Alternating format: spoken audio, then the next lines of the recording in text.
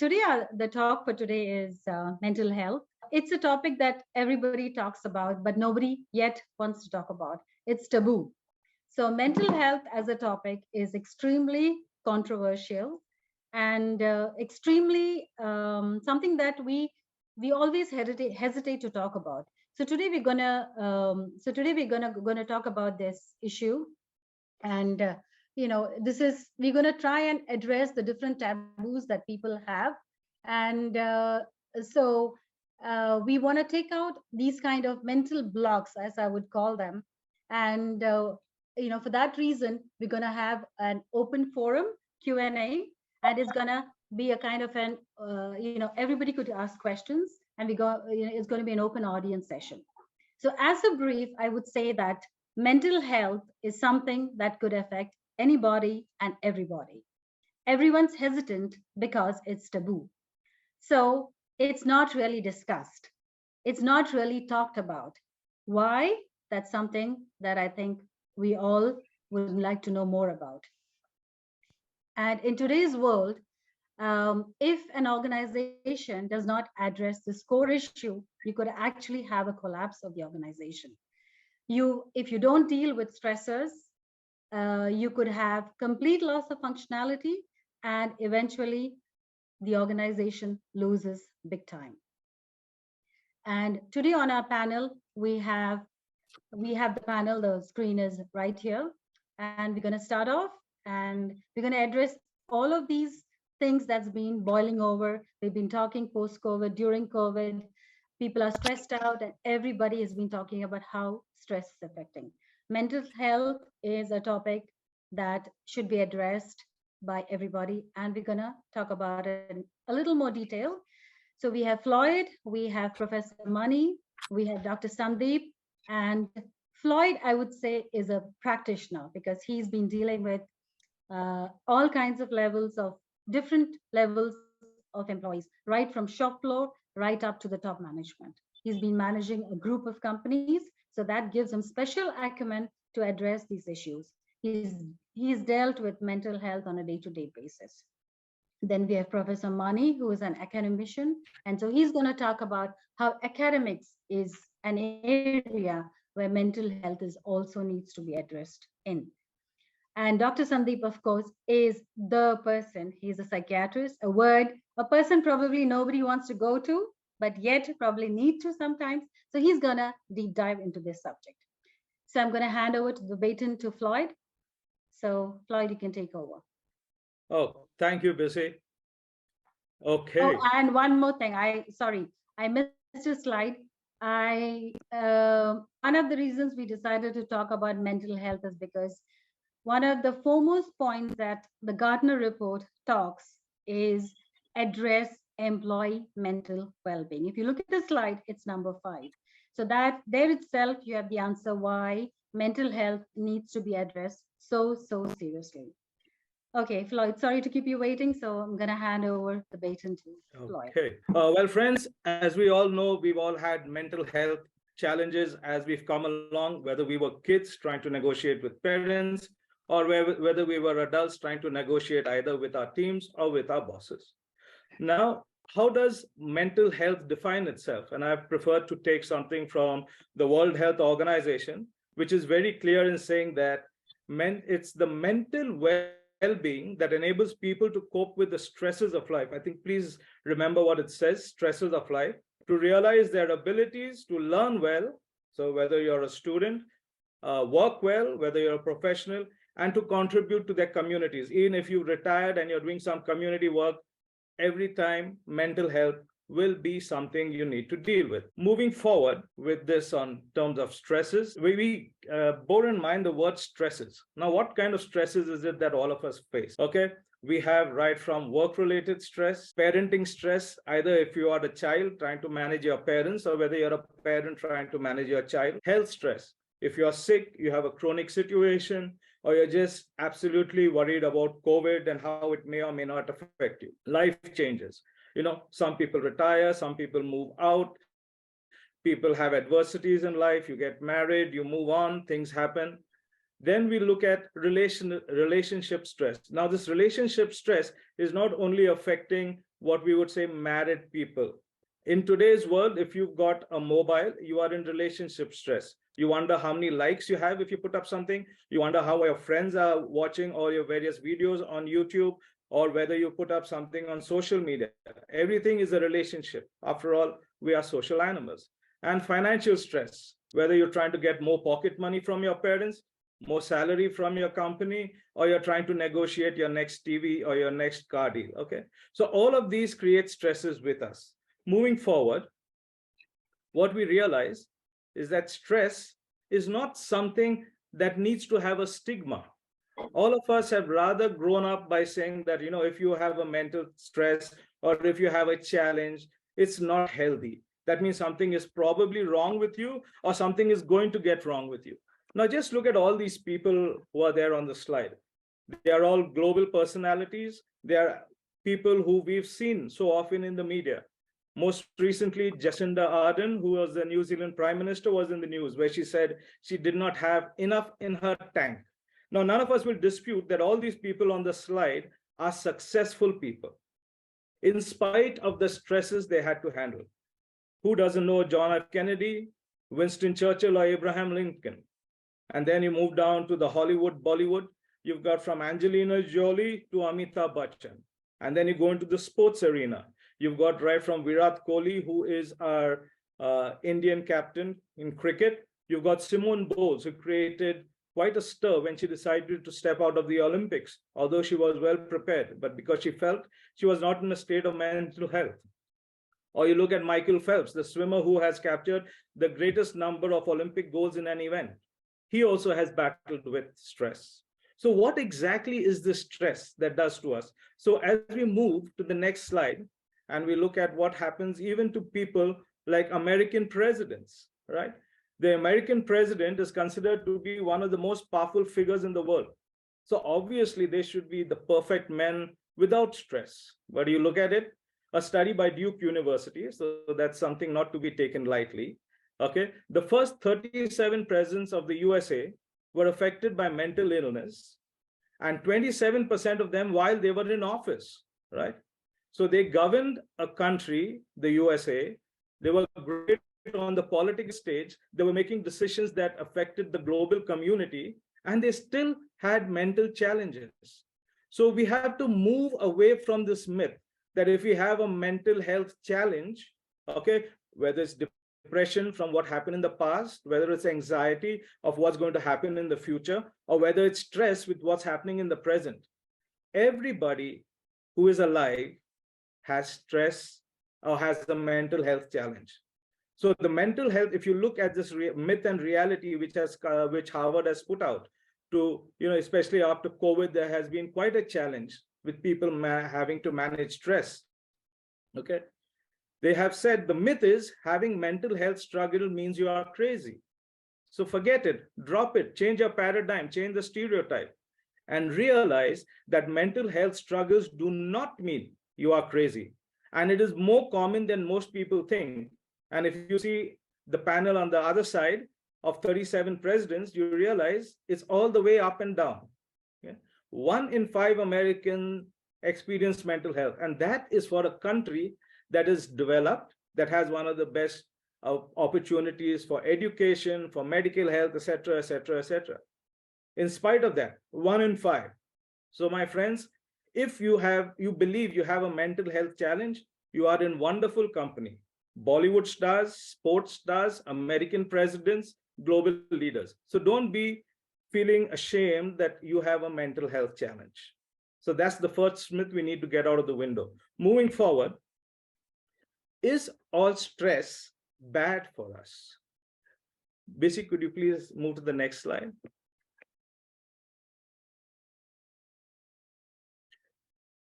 Now, Dr. Hans Sale, who was 17 times nominated for the Nobel Prize, okay, came out with this theory of stress in 1936, okay, and it has stood the test of time. Now, we always think, or we tend to think, that stress is bad, but not all stress is bad. There are 2 kinds of stress, eustress and distress, and I will let our doctor colleague talk a little more about that since he's qualified to do so. I'm speaking from experience and reading. Okay, so there's eustress, which is good for us, and distress is when we amplify the stress, which becomes really bad. Okay, so distress is something that negatively affects you, and eustress, you meaning good, is something that has a positive effect. And if you look at it, how does distress affect you? Right from a situation, you perceive it as negative rather than as a positive challenge. Now, if you perceive something as a negative, anxiety is created, rather than if you look at it as a challenge, then you look forward to doing something about it. If you have negative feelings about a situation, you have anxiety, you tend to procrastinate. You do not want to engage with it. Whereas if you see it as positive, you want to engage, you are motivated to move forward and do something about it. Again, if you go into distress, your performance drops. Why? Because you are anxious, you want to put it off, you see it as a threat. Whereas if you see it as eustress, your performance is enhanced because you see it as a positive challenge, you are excited, you are motivated to go forward, do something, make a difference. Having said this, now we will always find ourselves on a continuum of the stress element. Bissy, can you move forward, please?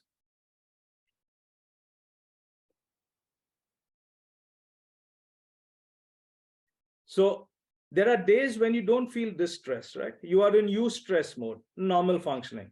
Other days, you may have a mild mental distress. You got to turn in a very important project. You are going for an interview for a very important job. Okay, probably you're getting married the next day. Various things. You would have some kind of concern, right? But you don't let it affect you. Then you could go into moderate. And sometimes it becomes a kind of a thought pattern that you begin to take. And then you become what would say severe mental illness. Okay, so all of us go through this bouncing. Okay, so whether some days you are good, some days you are bad, some days you are challenged, some days you just want to sleep in, it happens. And like the old saying goes, it's not how far you fall, it's how high you bounce. And that's what makes the difference. How do you handle your stress, distress to eustress? And now we will go forward and see how this would affect us and me as a HR practitioner. What are my sharings with you? Because I'd like to share with you my experience. And of course, I would also like to learn from you, because here we are all professions around the same table.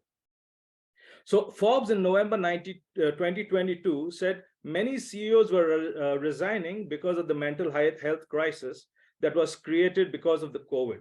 Okay, the past 2 years, we've all had a challenge. Health space, okay, again, looked at work attitudes. They did a survey and they found that 83% of people, okay, CEOs, they were stressed and missed a day of work. And their employees, okay, felt that this was poor leadership and it affected them in the bargain since 2020. So if you as a CEO or as a team leader or as a key contributor, or even if you have a responsibility, if you don't take care of your mental health, it is bad for your family, it's bad for your business. Okay.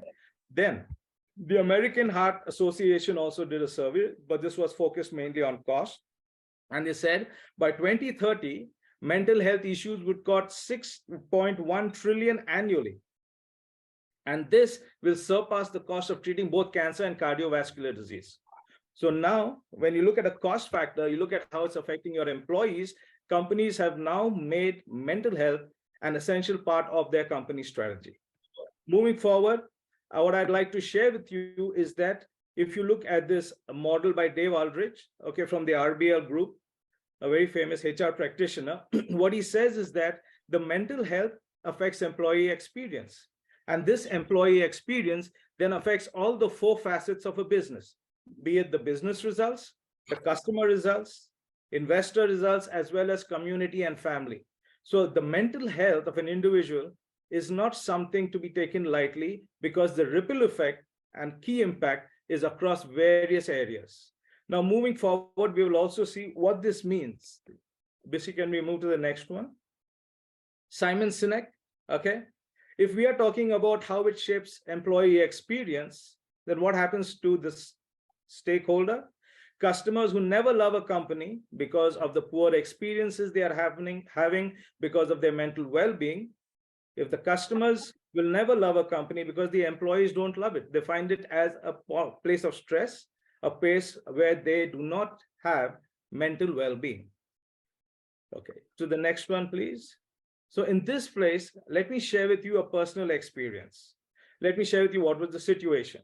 It is when I will share these experiences which go both with my consulting as well as with my work experience. It was a manufacturing site in India, and it was a night shift. We had new recruits, and this particular process, in this particular situation during the manufacturing process, the person fell asleep. And the standard process is, if you find somebody sleeping on a shift, you give him a disciplinary letter, salary deduction, and you put him on the performance watch list. Now, something different happened. The supervisor, who was trained to handle people and had a heart for people, he was one of our better supervisors, did great jobs. Okay, he wakes up the guy, assigns another employee in his place, and instead he shows his concern by taking him to the staff canteen, offering him a coffee, and then starts discussing not what you did was wrong, but what is it that caused you to indulge in such behavior that you yourself know is not appropriate, it's not right. And then, as a result of that opening up, as a result of that human connection, connecting with the person first before connecting with the disciplinary act, we got to know that his mother was in hospital with a terminal illness. And then finally, the supervisor, instead of giving him a disciplinary letter, gave him 2 weeks of leave. Okay. And when the person returned, having been treated in this manner rather than with a disciplinary letter and the threat of being terminated, he turned out to be one of our top performers. And in fact, he was promoted after 2 years to being an assistant supervisor. What made that difference? Instead of terminating and sending somebody out, what the organization got was somebody who was a top performer. And that makes the difference. This happened to me early in my career, and it really influenced me, where I realized the point that was made was that you need to connect with the person before you can correct the person.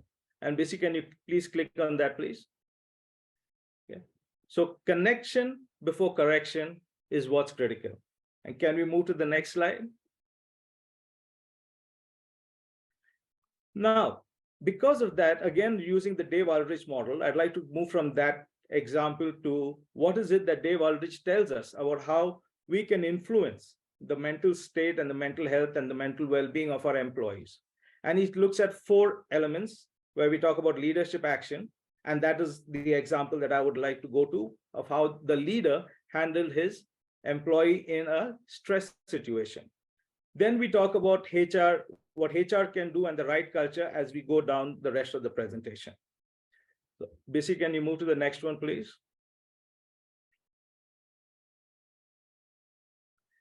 So when we talk about employee experience, if you will remember from the earlier slide, we said that employee experience is what impacts both the results and to the stakeholders. And that depended on the mental well-being of the person. So what causes, or what are the criteria that impact the mental well-being of an employee? So there are 3 B's called believe, become, belong. Believe, okay, is connected to, does the personal values of the person, okay, is matching with the organization values, okay, and the organization purpose. When we talk about become, the person is looking for a growth in his career, a growth mindset, so he can learn, he can move, he can improve himself. And finally, a sense of belonging with the relationships that he has. So if we were to summarize, does the person's values match the purpose of the organization? Does he have opportunity for growth in his career and as a person? And finally, does he feel a sense of belonging with the people he works with, whether it's his manager, whether it's his peers, whether it's the colleagues in his department? And this is what makes a difference. And can we go to the next one? So those are the highlights, okay?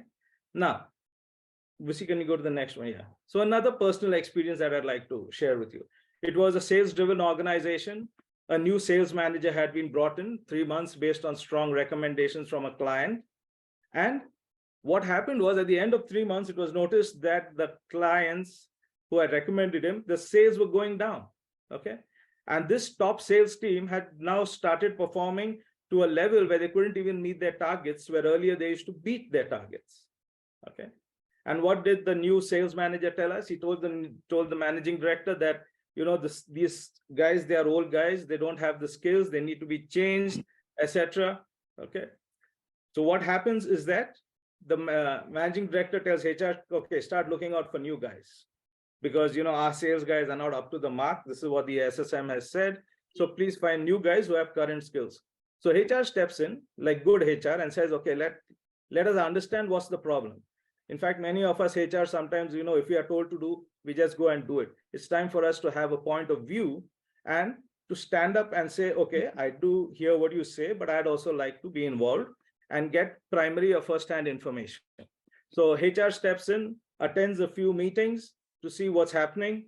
And then what happens is that as a result of it, we discover that the manager is extremely abusive, okay, has no clear or coherent strategy, continuously keeps changing stuff. And as a result, with no proper guidance or support, the sales team cannot perform. And the reason why the sales team doesn't want to say anything is because this person has come in with a lot of influence. Okay, this often happens in some companies which are managed rather unprofessionally. People are hired because of who recommended them rather than whether they can do the job. So then, with the help of the HR, I suggested let's have some meetings, some informal meetings without the manager, what I often call skip meetings. So we had an informal lunch, and what we discovered was something totally different, right? As to what's happening on the ground. And then at the end of it, the MD, and hats off to him, he had the courage to replace the sales manager, promote a top performing salesperson from within the team, and after 3 months, based on performance, confirm his promotion. So again, what is the message that was sent out to the people? Two things. One, we made a mistake, okay, but we had the courage to correct our mistakes. People had the right to speak about their experiences. We had to give them a voice. And only when you give your people a voice, and all people in most companies, okay, it's only the people in places of position who have a voice, rather than common people on the street. I mean, or your blue collar workers. So once you start giving everyone a voice, and more importantly, listen to them, you will find that where people speak up and you can make a difference. And that improves their mental well-being, because they don't feel that they are tortured till they retire or till they find a new job. So that's my message to you. So how does this lead into the next slide, which is what we look at the Dave Ulrich model? Bissy, can we move, please?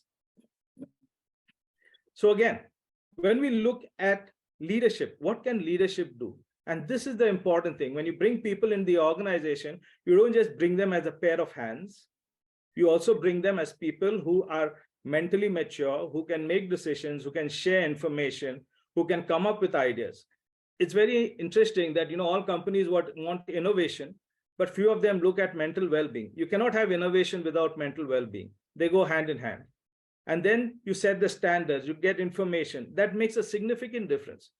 Communication, only then do you have performance through people, and do you get the results. So that's my takeaway from this experience, and we'll move into another experience and the rest of it. Bissy, please. Floyd, when do you want the poll? After the next slide. Okay. Thanks for asking. So going forward, we all heard this concept. Together, everyone achieves more. That's a team. But from this process, when we talk about communications, when we talk about connecting with people, as we had in the first example, which I shared with you, when we talk about looking at how we can accommodate and make changes, in the first example, the person was given leave. In the second example, we heard out people, and then changes were made in terms of giving the top performer a chance to be promoted and making it work. So I would say you cannot have a team in terms of together everyone achieves more unless you do the 4 more important things, which is the foundation of this, which is talk to people, empathize with their challenges, accommodate where you can, okay? Because people need help. We can't do it alone. And then make it work. So don't just give lip service.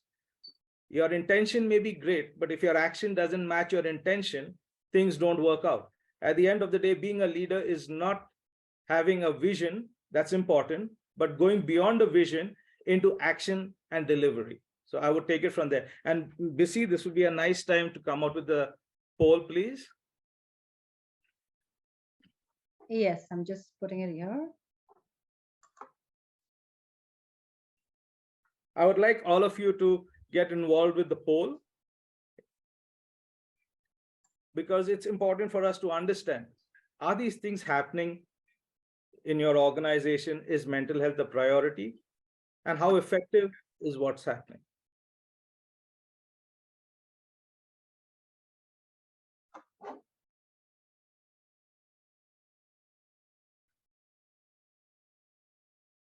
Okay, probably another 10. I think, is there a seconds. problem with the poll? Nobody is able to, I don't see anybody answering. Oh, maybe. Okay, one is, okay, it's coming through.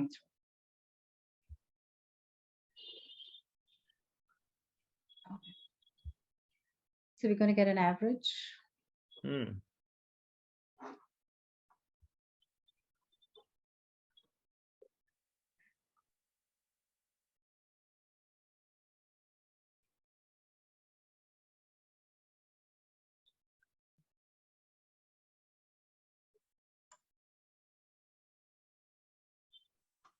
Okay, that looks interesting. Yeah, I think we've got to give more time. So we still have more people participating.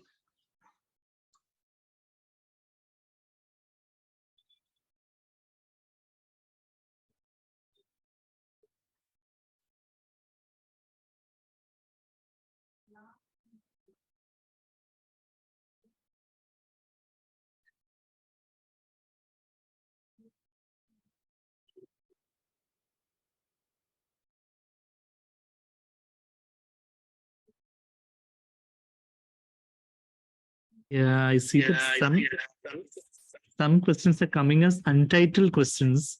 So probably. Yeah, you can just ignore those. Yeah, they have just to. Ignore those. So you have 30% participated. That's the reason we're waiting. Yeah, Bissy, I think another 30 seconds and we can close. Yes, okay. So I think, Floyd, you could continue. I think the... Okay. Yes. Yeah, you could read. We'll just share the results. Okay, we'll wait 30 seconds. Yeah.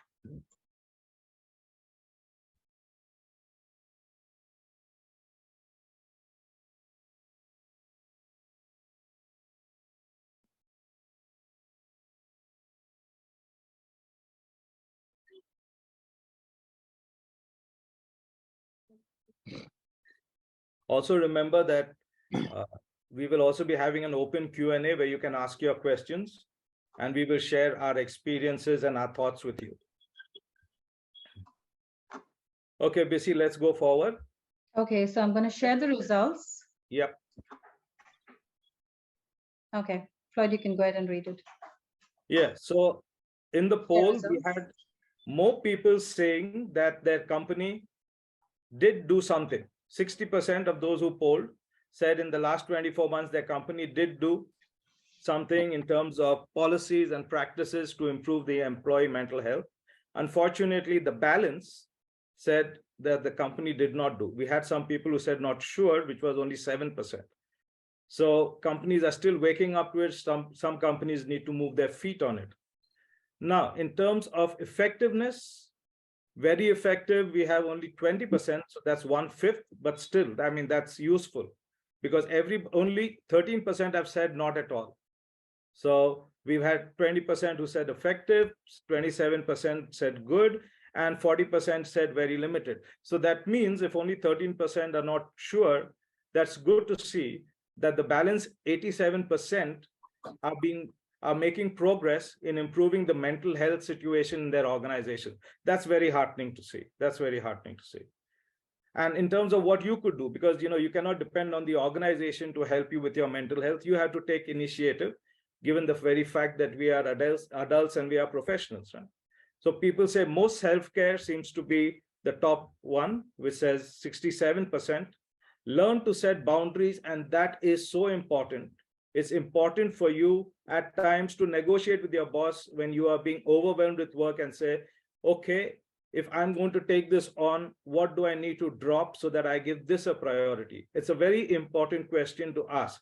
If you are giving me this, that means something else is of less priority.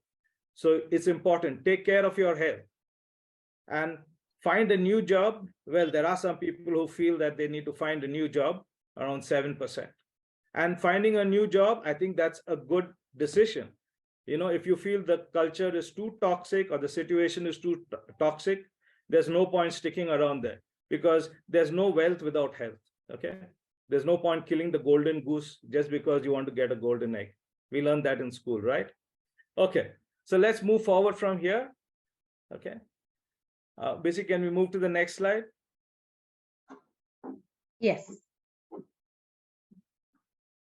So please remember that the person who is accountable for your mental health is not your boss, it's you. Okay. Yes, it's true that all bosses are not supportive. It is true that not all organizations have the right culture. But having said that, we as adult professionals need to know, one, where to draw the line in terms of setting boundaries. We need to know when we need to walk off the ship, okay, when it's too toxic. And we need to know as to how we can take self-care to ensure that we are mentally healthy. Okay, the last situation, okay, was a very interesting situation, and I'm very proud of the way it worked out. So there were in the organization, there was an increase in the pace of business. And now, of course, it's relevant with increasing competition, or if the company wants to launch out into a new area, it's important that they need to launch out fast. They need to move quickly. They need to get some quick wins. But sometimes what happens is that the people who are caught in between are not ready either with the skills, or they don't have the ability to move at that pace for whatever reasons. Right?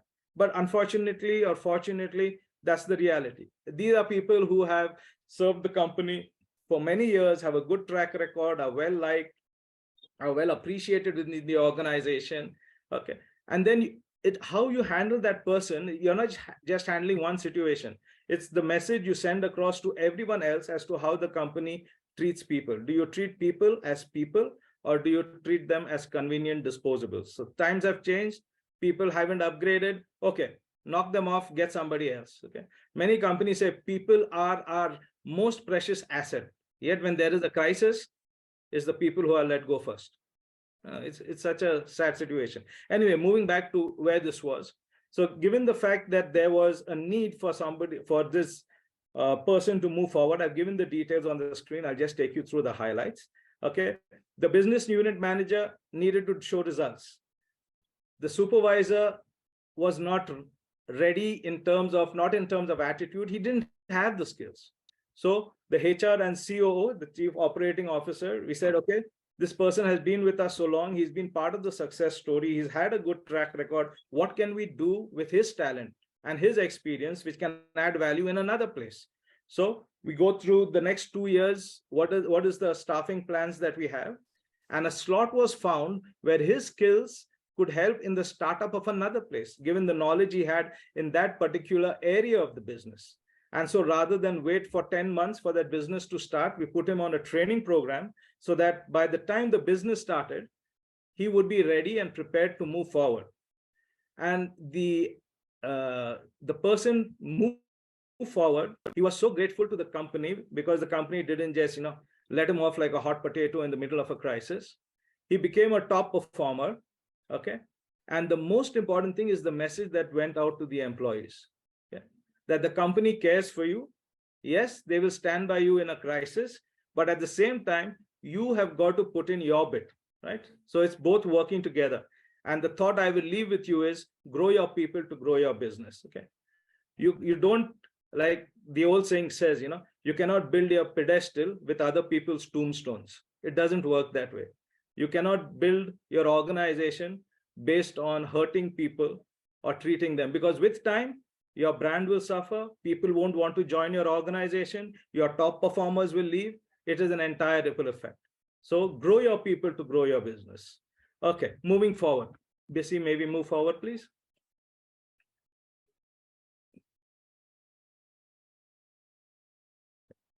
So now that creates the culture within the organization. Once people understand what the organization is, I know many companies do surveys, etc., which is very good. But the best way, if you want to understand what's your culture, look over the last 3 years. Who are the people who got promoted? Who are the people who got the big bonuses? Who are the people who left the organization? And see whether those decisions match up with the values your company talks about. If it matches with the values your companies talk about, great, right? Because everybody likes to talk, but at the end of the day, you're measured by what you do. So look at these things within your own organization and see if what's happening is the right thing. Coming back to what we talked about, self-care, like we talked about in the poll which we just had. There are different kinds of self-care. I'm sure many of you are already trying different things, and doctor will also expand on it. But just a quick view is get involved with some kind of activity in terms of physical. Be careful what you say to yourself in your self-talk. Don't put yourself down, okay? Encourage yourself. If you can't do something, don't say, I can't do it and stop. Say, I can't do it yet. Have a growth mindset. I can't do it yet, and I will learn new things. Emotion, okay? Try to keep a journal. Watch your emotions. See what things trigger what kind of emotions. It's important. Spiritual, I don't necessarily mean from a religious standpoint, but connect with things that make you feel good about yourself. Okay, helps you to believe in your capabilities. Intellectual, make sure you don't have stereotyped ideas about what's happening around. The world is changing rapidly. Make sure that you make the trend your friend, which is the common phrase, and get connected with what's happening around. Environment, make sure you work with positively. At least at work, you can't choose your manager. 3 things in life you can't choose. You can't choose your parents, you can't choose your boss, and you can't choose your colleagues. But you can choose your friends. You can choose the books you read. So make smart choices. Be with people who make you feel positive and lift you up. Social, like we said earlier, keep your boundaries, push back, say no, take care of yourself. Financial, don't live above your means. That's simple. So be accountable to yourself for yourself. And let's move to the next one. Bissy, please. Okay. So I like this quote from Oprah Winfrey, which says, know what sparks the light in you so that you in your own way can illuminate the world. Okay. So remember that you are responsible for your own little spark to keep it burning bright. Okay. Similar to the previous slide, things you can do on a daily basis: be active, take notice, be aware of what's happening around you, share with friends, give, not just of your talent, give of your time, give of your treasure to good causes, beyond the office, not necessarily within the office, within your community. Keep learning is critical, and ensure you have a good social network. Connect with people. It makes a significant difference. Moving next, please, Bissy. Finally, this is something very simple, okay? For self-management. Know who you are, okay? Know when you're giving other people control over your lives. Don't give authority to people who are going to pull you down or who are going to trample over you, okay? That's the second point. Set goals, set boundaries. Be clear on what you can and cannot tolerate. Have the courage to stand up for yourself, because, you know, if you don't stand up for yourself, people will walk over you. Be tough, but be agreeably disagreeable. But please stand up for yourself. It's not worth sacrificing yourself on the altar of money. Okay, so something you can do quickly, either today or before you close the weekend, make a list of the things that make you happy. Family time, hobbies, reading, pursuing certain other interests. See how many times you do that every day and adjust accordingly. If you're hardly doing much of it, do some more of it. It'll make you healthy, it'll make you positive, it'll take you far. Protect yourself, take care of yourself. You are your responsibility. And over the next one, as we come to the close, Bissy, okay. This is very important. You know, many people say experience makes you wise, but it's not experience. It's when you reflect on your experience. So I would encourage you that at the end of today, after you've listened to all of us, think about what is it that you can use and what is it that you can start working on? Now, there are things which you control, there are things which you only influence, and there's a circle of concern which you don't control. So based on what you hear today, take an initiative for your own self to see what is it in your life that you can make a difference so that you are the difference. Thank you so much. Over to you, Bissy. Thank you, Floyd. Thank you. That was an amazing session, extremely enlightening. And I think we're short of time, so I'm just going to quickly ask Professor Mani to take over. And welcome, Professor Mani. Good evening, everybody. Namaskar and welcome. Floyd compliments on a very, very comprehensive and focused presentation. You made it very easy for us who are going to follow to use several aspects that you have already covered. As I mentioned, since Floyd has set the base, I'm going to straight away take a deep dive into an area where stress and mental health are affected in perhaps every family. And that is to do with the entire approach to student life, academics, career planning, and how one sees the linkages between the three. We already have a quick slide out there. A research done, and this was done very much in India, and this was done through the Indian Express a couple of years ago. Students in high school and in college usually encounter the following stresses, as is evident there. 84% of them felt that the responsibility of doing well was so very critical. 81% were worried about exams, studies, results. 73%, the focus was on satisfaction with school life, the various activities. Was it too much of studies, too little of extracurriculars and co-curriculars?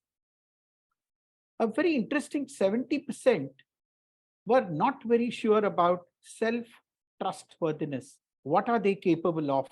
What can they do? How good are they actually? How do they benchmark with peers? And this, trust me, is the foundation of all peer pressure. And of course, somewhere, an angle which is often missed in our day-to-day lives is, do I feel happy going to school? Or I wake up feeling the Monday morning blues right when I'm in school, whereas we always thought that was a corporate concept.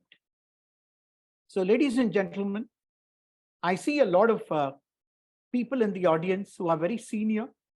I also see some faculty from institutions.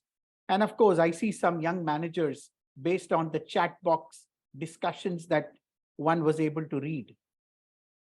I'm sure all of us agree that this is a concern area and it's only becoming more and more difficult. Let's look at a scenario today. Today is a world of choices. Today is a world of connectivity. And therefore, contrary to what we were told when we were students about 40 years ago, that if you score good marks, do science. If you don't get very good marks, do commerce. And if you are unfit for both of these, do arts or humanities. Well, don't hasten and get worried. You're speaking to someone who is a graduate in psychology and then went on to specialize in human resources. And I've never regretted it one bit. But I've gone through the stereotypes that people would have expected, that you are a guy, you're a good academic, you should be doing engineering, medicine, or some such allied area. What is humanities all about? And lo and behold, the world has changed. Today, getting into humanities is as difficult or even more difficult. Where I'm focusing all our attention on is, in this world of choices, one of the biggest stresses that the students go through, and that's where we saw the next slide, which says, among the student community, at least 50% are anxious what next in their career. 80% are overwhelmed with all the discussion about their careers, the peer pressure. A meager, fortunately so, 25% have already been diagnosed in the community of students as going through depression, alienation, and sometimes they are also showing abnormal behavior in their social circles. Depression is a word many of us have heard about. It simply means losing self-confidence. It simply means that I believe I am no good. I don't think I can achieve my targets. I'm a letdown for my family and my parents. And the unfortunate thing is, all this is only happening in their minds. They don't speak it out. They don't seek help. And you can imagine the tragedy of that young boy or girl, how they would have actually ended up becoming a nervous wreck in more ways than one. This is where I'd like to urge all parents, young managers who are present in this group here with us today. We need to spend a lot of time in helping our younger generation shape up their careers. Otherwise, you're going to find people who wanted to do design and ended up becoming an engineer, or someone who actually wanted to become a lawyer and here is a doctor. And can you imagine if he carries the traits of being a lawyer into his medical practice? He would be most of the time only questioning and cross-examining and not treating the patient, because that's the nature that he has developed with him since he loves to be in a profession of his choice. Therefore, all I want to suggest to all of us here, please let us listen to the students as they are interested in building up their careers. It's very, very critical for them that they be heard. They be given an opportunity to express themselves. Otherwise, you're going to see the kind of behaviors that is visible there, even physically. They are drained out. There's a loss of appetite. Unfortunately, some of them move into addiction and alcoholism. The easiest thing in the world today is to link up to social media and feel that one is in a wonderful world. Unfortunately, that's a virtual world, isn't it? You have so many contacts, but you don't have a connection. Connection is dil se, as they often say. It's not just having 5,000 contacts on Facebook and you love the message when it says you have exhausted your limit of contacts. Try reaching across those people. I wonder even about 5% of them will respond to you genuinely. Floyd mentioned something about the importance of mental health by developing an approach of giving. Someone had rightly said, when you do better in life, not only improve your standard of living, also improve your standard of giving. And what are we talking about? Can I give compassion? Can I give affection? Can I share happiness? Can I give a helping hand to people when they are going through a distress? But unfortunately, all of us know we are running a rat race. We often celebrate the fact that others are losing, which is so tragic. It is so sadistic. We should be celebrating our successes, not the failures of others. And therefore, our mentality becomes what is called pull him down. We enjoy others' failures and construe that to be our success. Therefore, what I'd like to reiterate is, can we look at simple things like, as you see on the slide, can I work on myself first? As they always say, all development begins with self-development. Floyd spoke about distress and eustress. We actually talk of something very simple called DEF, distress, eustress, and link it up to fitness, DEF. Get over the distress. Convert the eustress into energizing stress and ensure that you have fitness both of body and mind. Someone might choose yoga. Someone might like to relax. It could be music for another person. But what is important is we have to discover our own antidotes to our stresses. Very often what happens is performance or non-performance of the students in the academic life also has a bearing on the parents, and they take that stress to work. I'd like to share an experience of a family which lived in a housing colony. And they used to always get very upset that their driver's son used to perform better than their daughter. It became a matter of false prestige.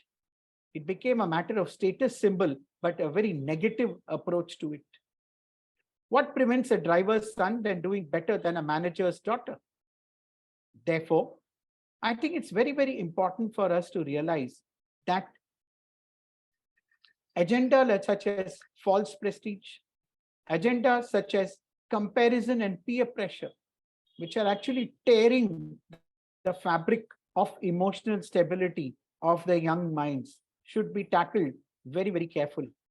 Dr. Sandeep, of course, who is a psychiatrist, will tell you more about what are the kind of cases that he might have dealt at.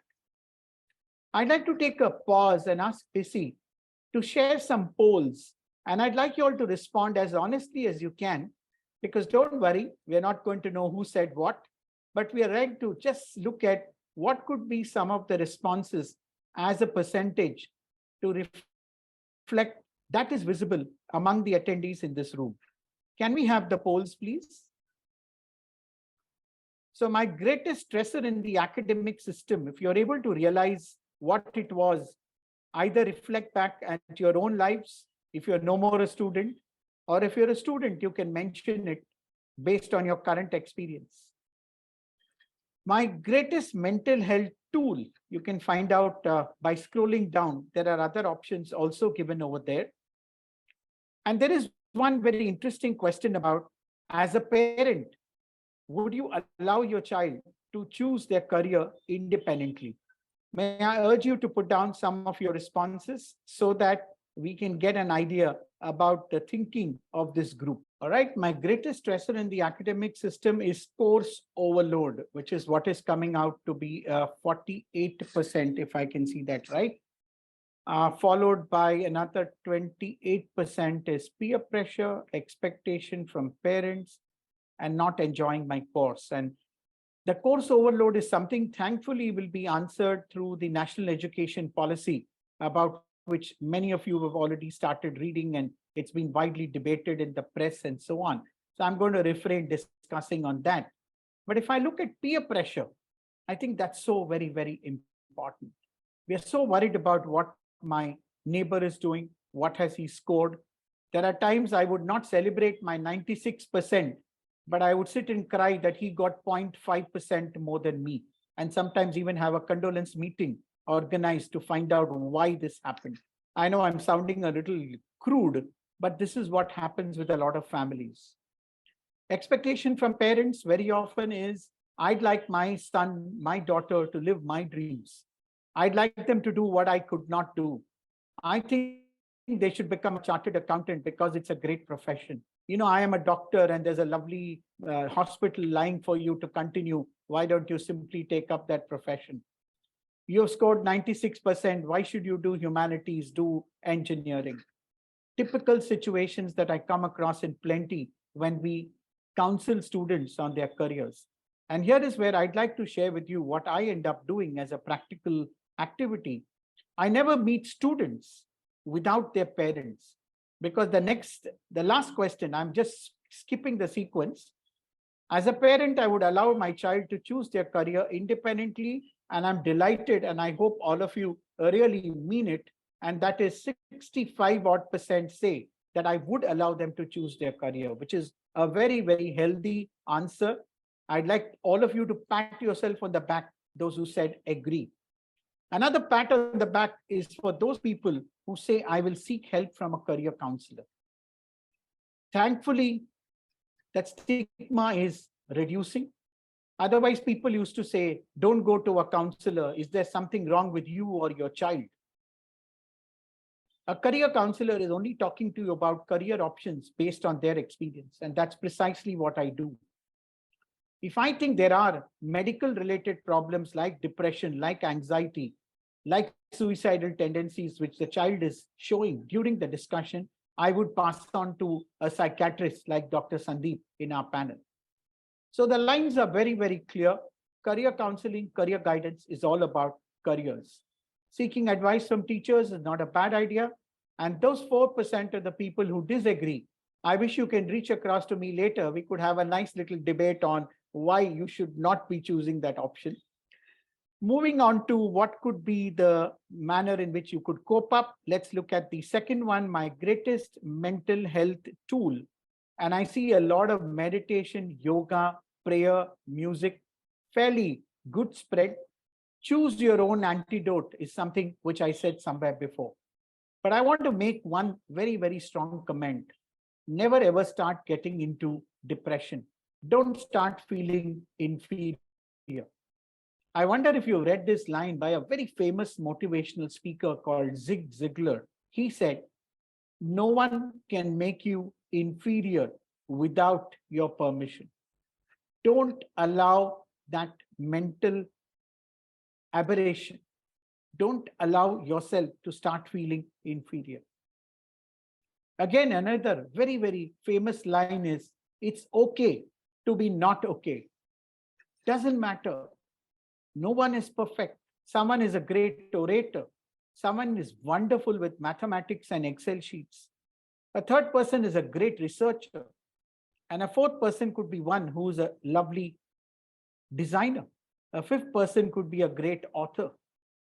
Respect the uniqueness. Respect the individuality. Perceive the value that is visible in the student, the child.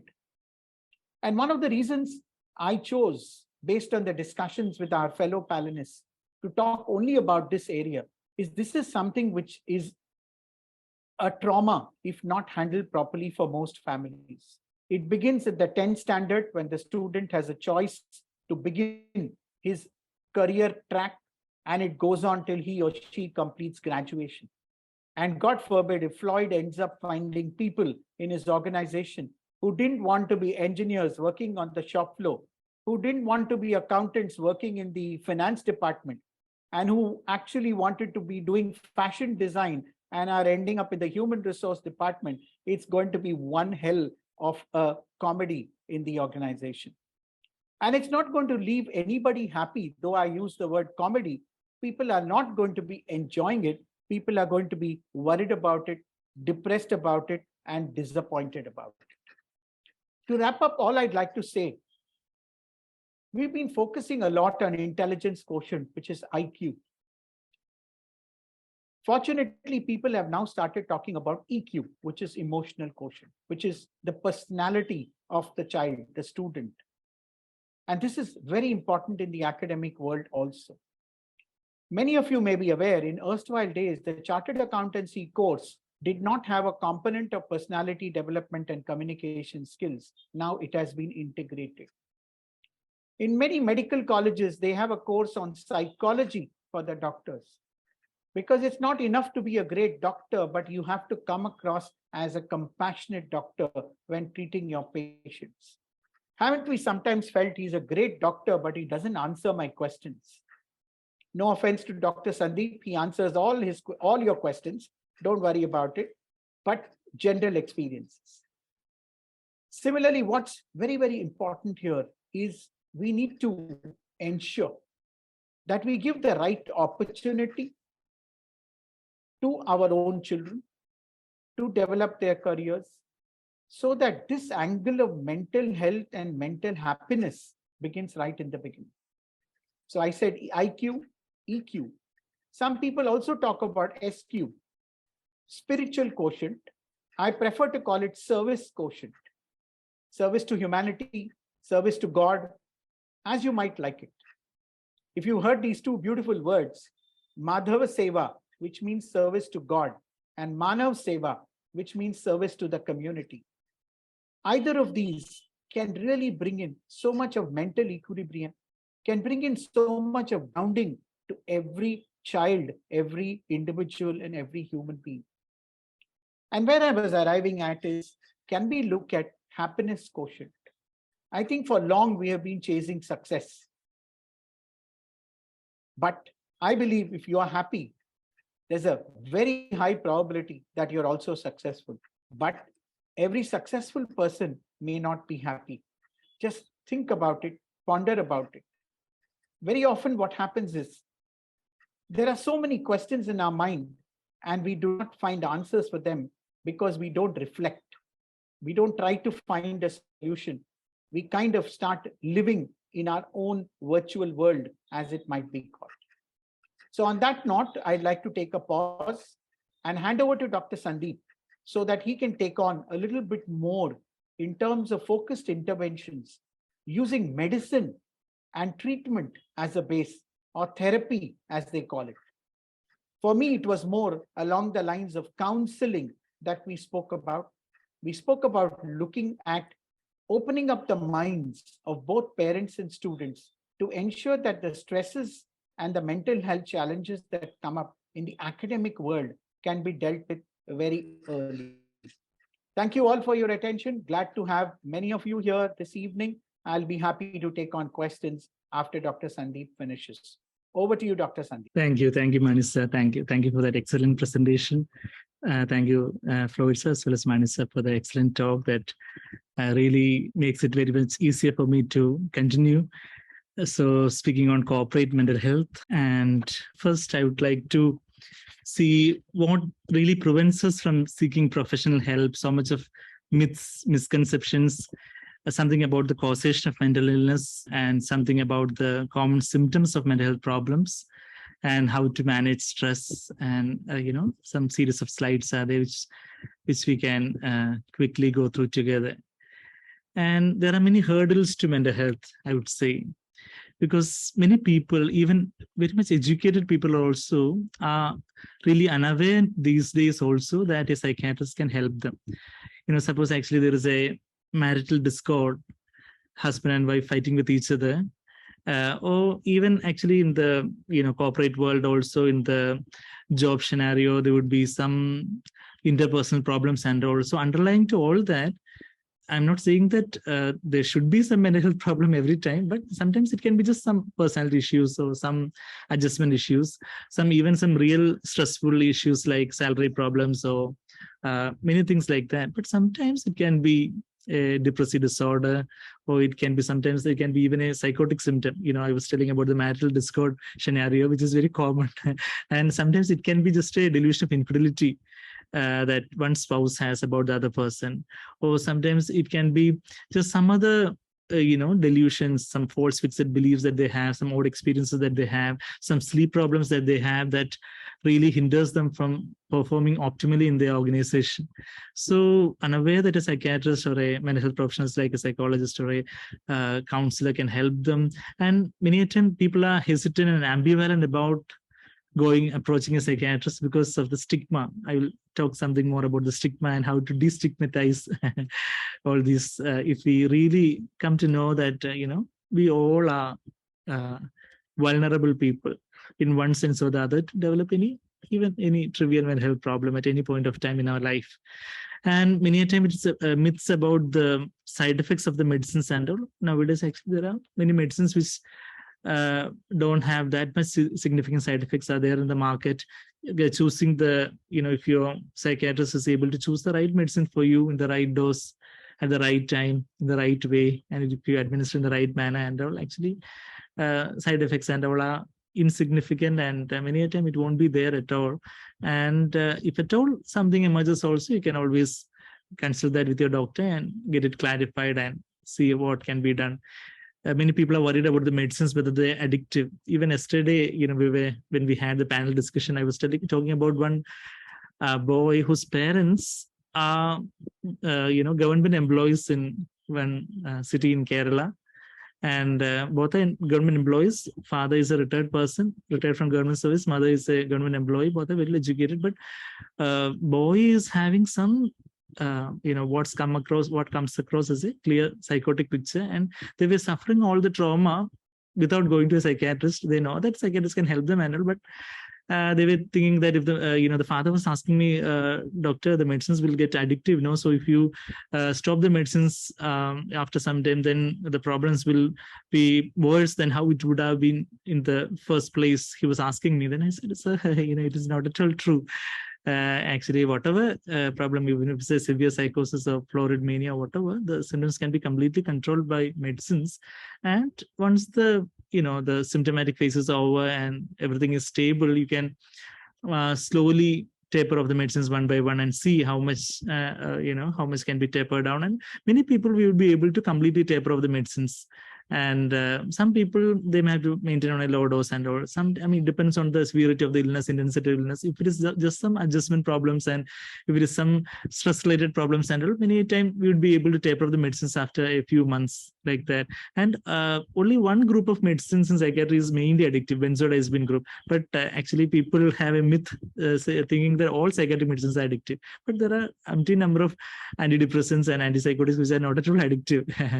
But because people think that if you take medicine, then you'll have to take for lifelong. And people are so prejudiced and biased, and some even actually I've seen even medical professionals actually who are non-psychiatrists also having this kind of what we call as delusions, which are false fixed beliefs. So very difficult to change. Many times I tell them that all these people who spread false information among the public, they will keep on doing that till they or one of the loved ones would, I'm not saying that they would suffer, but if till they or one of the loved ones suffer with any kind of mental health problems, many people would be spreading false information. But what to do? We cannot tie up other people's tongues, but we can genuinely help people who are in need. So many people are worried about the cost of the medicines also, but actually, most tablets and all would be costing per tablet less than 10 rupees, sometimes 4 rupees, 5 rupees, and even almost all these tablets are available free of cost in the government sector also. And so are mental health problems similar to other health problems also? If so, why is so much stigma about it? In one sense, actually, mental health problems are also similar to physical problems. If you have some ear problem, you'll go to an ENT doctor. If you have some heart problem, you'll go to a cardiologist. If you have some kidney related problem, you'll go to a nephrologist. If you have a mental health problem, who would you go to? You would probably just try to solve it by yourself till it becomes so worse that many times that's what's happening in our society. Of course, things are changing with times, but still there are pockets of people where this information hasn't reached and people are still suffering. And so what happens when we have mental problem? Because of the stigma, people are, what if other people will see me in a before the house of a psychiatrist or anything like that? Actually, I usually tell my clients that actually even school-going children come for counseling and all, even for their study problems. And also, even if somebody asks, just say that you just came for some counseling, and everybody needs counseling. And sometimes actually, even if a little medicine are needed along with the counseling also, it's not a great deal. And we already saw Floyd telling about so many great celebrities. And even the newspapers, everyday newspapers, it's a good thing that many celebrities come out saying that they had been suffering in some point of their time, and that has really destigmatized and helped many people to reach out to mental health professionals. And so how should we change our attitude? Each one of us has to change our attitude to people who have some issues, because anytime anyone can have any type of issues in our life. And how do commonly people develop mental health problems? Of course, there are genetic factors and environmental factors. So environmental factors, mainly the stress related issues. Genetic factors are there, but actually, even if genetic factors are there, if the environmental factors we are able to modify and manage stress and all, they need not be much of a problem in most cases. And in environmental factors, we can say that precipitate a mental health problem. Mainly, we can say stress. To define stress, there are many ways to define stress. One simple way in which I try to communicate to even to my most illiterate patients what stress is. I say that it is just like a burden upon your mind. If there is a burden upon your head, the pressure upon your whole body. So just stress is just a burden upon your mind. And problems in life, that problems can be failures in your own life, It can be due to how other people behave to you or do not behave towards you. You expect them to behave in a certain way, they are not behaving like that. They do not expect them to behave in a certain way, and they are behaving in that manner. So whatever be that, so from persons, from your own life, or even from circumstances. So persons, circumstances, and something from your own life, circumstances that sometimes it would be just you miss the train or you miss the flight or we became a little late for the meeting or something like that. Even some circumstances, some sicknesses, some financial problems, and job related problems, because we are dealing with the corporate mental health problems per se. So many events, even fear of loss of job, now in this post-COVID era, and all, people are worrying whether they would lose their current job, whether they would be decrease in their salary. And there can be fights within the family, fights outside the family, financial problems, debt, loan, loss of business, loss of reputation, loss of property, loss of relationships. Broken love affair and broken relationships are many a time a cause of even suicides, and sometimes even homicides, which are coming up in the newspapers, unfortunately. And then failure in studies, failure in job, competition, election, some disease. What are the different circumstances I'm enumerating? So we saw failures in your own life, interpersonal problems from other people, then environmental factor, that is actually circumstances that you do not like. These can be many of the circumstances that cause stress in our life can be categorized in any of these: disease or death in the family, friends or relatives, work overload. People who are unemployed are worried about the lack of job. People who have job, the people who are employed are worried about the work overload. So much of work is there. Work overload at home. It can be even for housewives, even at their place of occupation, and they are not able to take rest. And some people, of course, all these people who go through this stress, sometimes because of what we call resilience and many other positive factors in their life, like faith, good hobbies, support from the family, friends, and all, people come out of those difficulties. Otherwise, all will be developing mental health problems every day. But many people come out of those difficulties through whatever means. But some people keep on thinking about their problems. There is this what we call cognitive triangle: thought, emotion, behavior. So when you keep on thinking, actually, in this area, if we can say the genetic factors, environmental factors, and in the environmental factors, some stressful life events, negative life events. And when these negative life events come, if we are able to reframe our thoughts, how to reframe our thoughts, and I'll have a quick go through. I'll be quickly going through the slides in the end, and how to quickly positively reframe our thought. Whatever happens, actually, even actually, to know that there is somebody who is in sovereign control of everything. Many of you would be believing in God and supernatural power and all. And if you can just believe that whatever, without God's knowledge and permission, nothing happens in my life. If you can just reframe your thought like that, much of the stress is gone. Otherwise, actually, we think that we are in control of everything. We have to manage, we have to, then actually, then we'll be more stressed out. We'll be worried about, another negative thought that can come is, somebody was asking about social anxiety in the Q&A.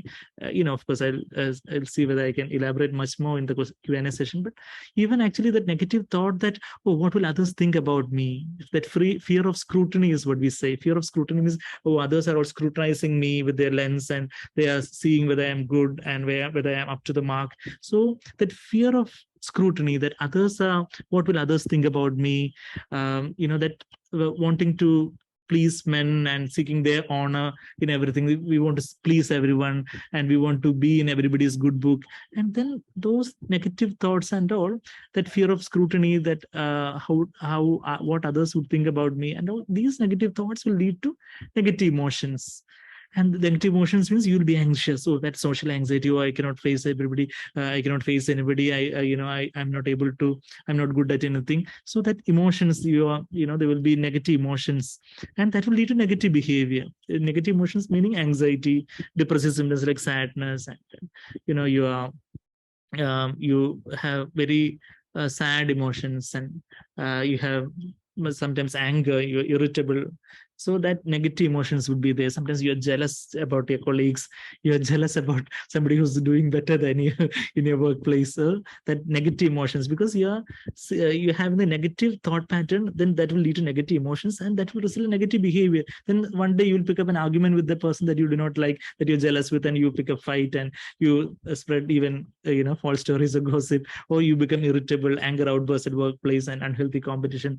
Your behavior shows up. Even sometimes it would be just a social anxiety. The behavior would be like, I do not want to speak on a public platform. I cannot stand up and ask some question. I'm not fluent in my language. So that behavior, it will be reflected in the negative behavior, and that will reinforce the negative thoughts. Unfortunately, what will happen? Oh, anyway, I am a failure. Others are doing well. I was not like this before. See how others are doing who are younger than me. So that thoughts of self-pity, I'm good for nothing, and that will reinforce the negative thoughts, and then again the negative emotions, negative behavior, and these will lead to this a vicious cycle of negative thoughts, emotions, and behavior will lead to many mental health problems. Sometimes it can go to some extremes of psychosis. And what actually in the neurochemical realm, what happens is that even when this negative thought brooding over happens, there will be many maladaptive neurochemical changes, especially in our serotonin, dopamine, norepinephrine mechanisms, neurochemical systems in our brain. There will be, because of the accumulating negative thought pattern, there will be negative that is actually dysregulation of these neurochemicals in our brain, and that will result in negative emotions, which will manifest as negative behavior, which will reinforce a negative thought. And sometimes it can go to that extreme of psychosis. Sometimes it can be manic episodes or hypomanic episode, depressive episodes, sometimes anxiety disorders or personality problems, or eating disorders or sleep disorders or sexual dysfunction or personality problems, or whatever. And interpersonal problems, and many things like that. I'll be enumerating the common symptoms and all that we come across. So it can be manifested in any of those spectrums and all. I was telling the main spectrum, like psychotic spectrum, the depressive spectrum, that is the affective spectrum, which includes mania and depression, and then the personality spectrum of disorders, then the sleep disorders, eating disorders, many uncategory, many Z category or Z category in the ICD and all is there. Which are mainly adjustment related and then personality related and all. And sometimes, of course, there can be a biological reason for all these symptoms also, like some thyroid dysfunction or some vitamin B12 deficiency or some anemia or some. So of course, ruling out all the possible the organic or biological factors is essential. Sometimes actually, a brain imaging might be needed sometimes, because especially if there is an atypical onset of symptoms, like sudden onset of all these symptoms and all, without any apparent stress or anything. Actually a good psychiatrist or a good medical practitioner would be able to make out whether there is more propensity for doing some investigations, to do some scanning and imaging and all, of course some basic medical blood tests and all need to be done. So I was telling about this brooding over the neurochemical changes in the brain, changes in the behavior that will manifest as mental health problems, and for quick screening. So how can we quickly, we cannot ask anybody that are you crazy or are you having any mental health problem. It's not a good way to communicate or ask. You can, even if you see some people, you see that they are not up to the mark, some problem, especially, Floyd was also telling about some, company scenarios in which the supervisor was detecting that the other person was is sleeping during the duty hours. So, how is your sleep otherwise in your off-duty hours? And Manisa was also telling about the parents and child expectation and all those things and all. So basic simple questions like how are you? How do you feel? Is there anything worrying you? Is there any stress or problems in your life? How is your sleep? Some general questions for men, especially, this questions related to substance use like alcohol, nicotine, and any of these things are there. That also we can use, because actually all these psychoactive substances, this alcohol or ganja, which is cannabis, so this MDMA, many of this, which are unfortunately becoming more and more popular nowadays among youth and all, these and all can result in psychosis or depression, and even manic episodes, anxiety disorders, and even many dysfunctionalities and like that. So even getting a quick history about, if we can, about the substance use part and all. we'll be able to further guide them and help them. And I'll be just enumerating in the next few slides the common symptoms of mental health problems. 3 cardinal symptoms of depression is what you're seeing in the present slide. Even from the word depression, depression means, even the word means sadness. So pervasive low mood or pervasive sad mood, pervasive, of course, some mood swings can be there even in any normal person, but you feel pervasively sad, especially for more than 2 weeks. Then that forms one symptom for depression. Even if it is not more than 2 weeks, also if it is very intense sadness and all, of course you can seek the help of a mental health professional. Pervasive low mood, lack of interest in anything, anhedonia, what we say. That means previously pleasurable activities are no longer pleasurable for you. You were enjoying cricket and football, you were enjoying good programs, you were enjoying good books, you were enjoying good family time. Now you're not able to enjoy any of these things. Even you're not able to enjoy your work, or you lack interest in everything. So that is lack of interest in anything and excessive fatigue. You always feel like going to bed, and easy fatigability, excessive tiredness. And then difficulty in interacting with the social interactions, some problems, sleep problems.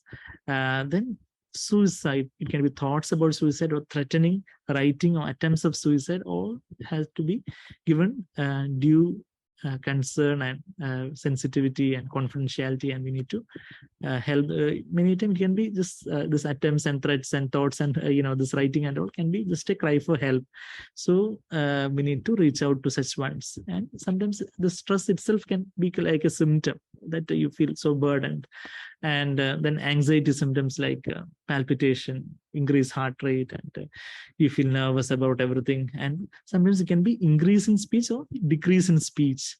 And there are many mental health conditions. Sometimes even in depression, there can be increase in speech as well as decrease in speech. Usually in depression, there will be decrease in speech. Sometimes in agitated depression, there can be increase in speech also. In mania and hypomania, of course, there will be increase in speech. Then there can be decrease in attention and concentration. I mean, all these symptoms would be overlapping in many of the syndromes of psychiatric illnesses. It can be part of psychosis, it can be part of depression, it can be part of mania, loss of appetite, sometimes increased appetite, fear, suspicion, even actually some,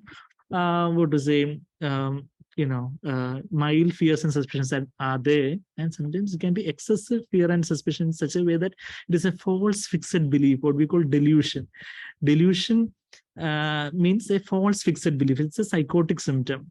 Another psychotic symptom is hallucination, where people are hearing voices in the ear even when there are no voice. Here in the second, hearing voices in the ear when all alone, that is auditory hallucination. So auditory hallucinations, delusions are the main psychotic symptoms. That is the symptoms of psychosis. Psychiatric symptoms means symptoms in any of these categories. Psychotic symptoms means, although they sound very similar, for a psychiatrist, both make a huge difference. Psychotic symptoms is symptoms of psychosis. That means psychosis means the person is out of touch with reality, where there will be mainly delusions and hallucinations. So a delusion is a false fixed belief.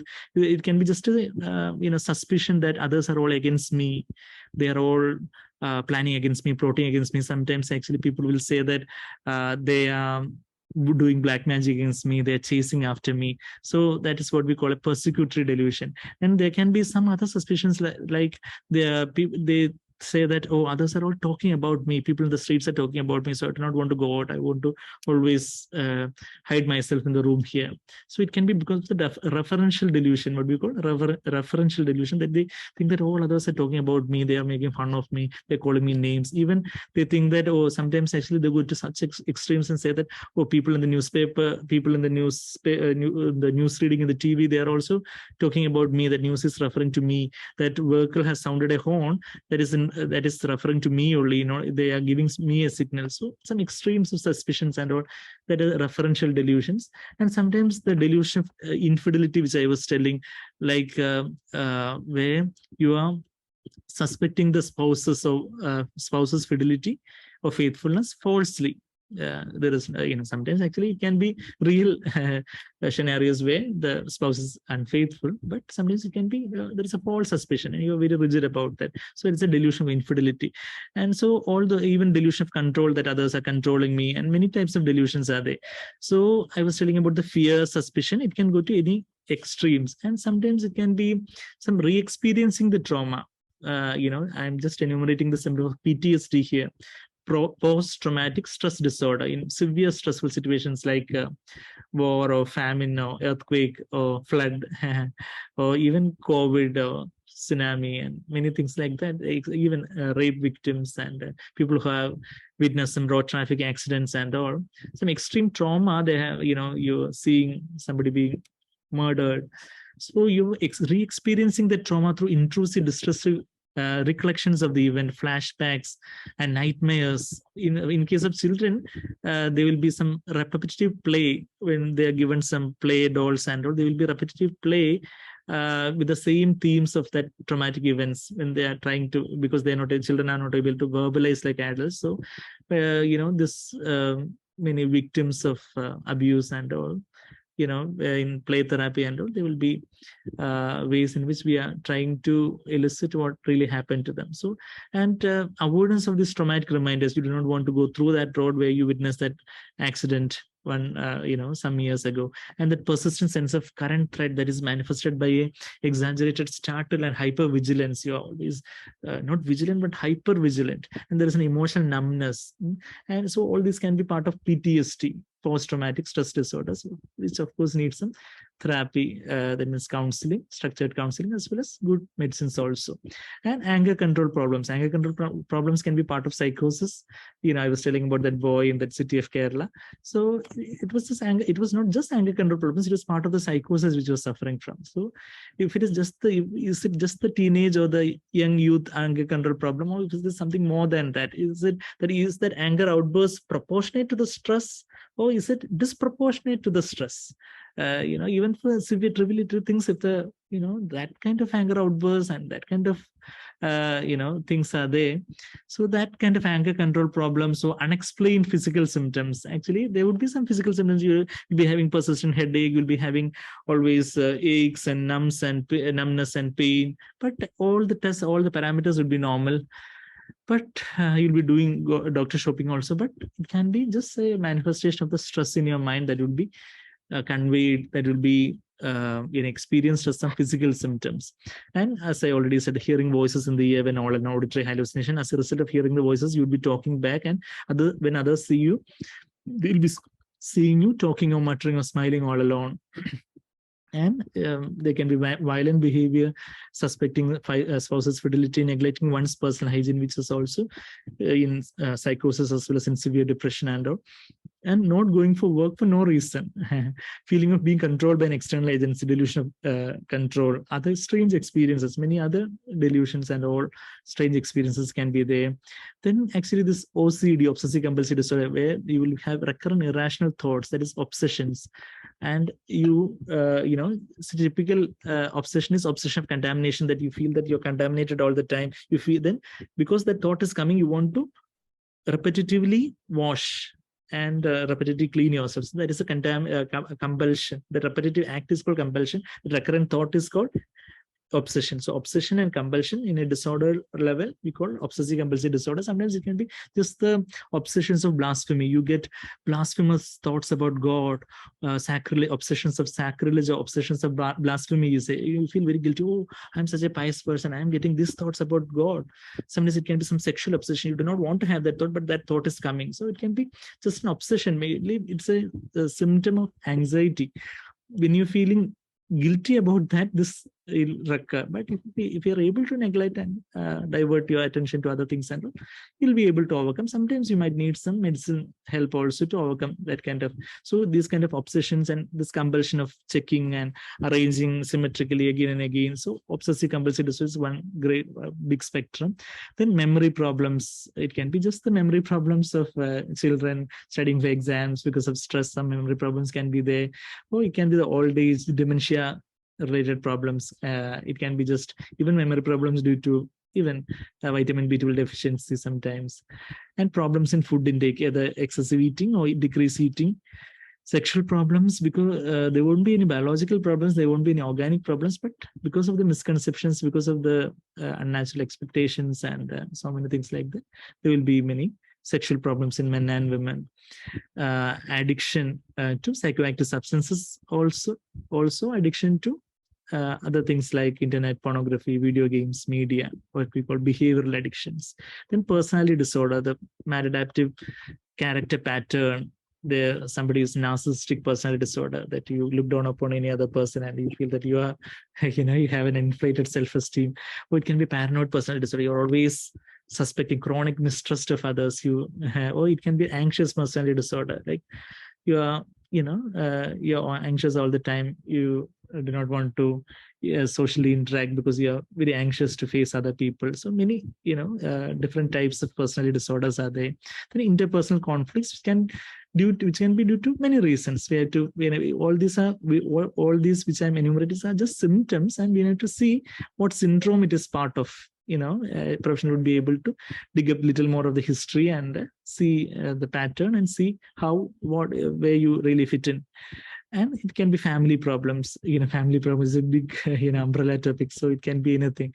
Marriage-related problems, career-related problems, especially corporate mental health. So it can be bullying at the workplace, unhealthy competition, fear of loss of job, interpersonal problems in the workplace, then learning problems. It can be due to even intellectual disability because of lesser IQ.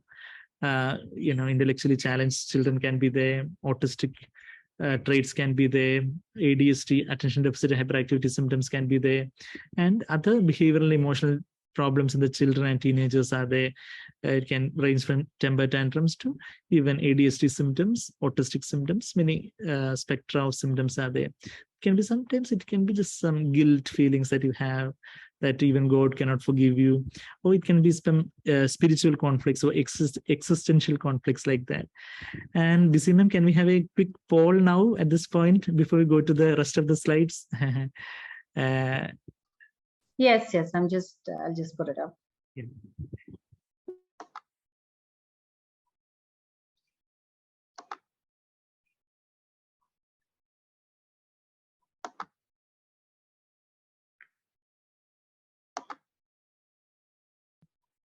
Okay, it's up. So most common mental health problem. Only 2 questions I have put up, so it's easy for you to answer. Also, most common mental health problem that I have found among my contacts. Of course, it can be all of these also, but whatever you feel you have found most commonly, you can just tick that. And the second one is little funny question also.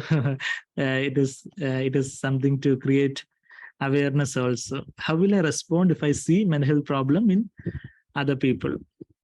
Many time, although we know what is the right thing to do, many time what we do, just ignore. They will be okay in as time passes. Sometimes we'll be tell others about this problem. You spread information across the globe. Then you can be very, advising that person and giving him a lot of lectures. You should be normal. You shouldn't make a big fuss out of this. I have faced greater problems. So that kind of an approach can be there. Or you can seek to listen to them and encourage them to seek professional help. So I think the poll they have, because it's only 2 questions. I think people are able to answer quickly. Now, I think almost all are answering. Just will give it some more seconds. We're done. 70% done. Yeah, so probably. I think, okay, I'm just going to end the poll. Yeah.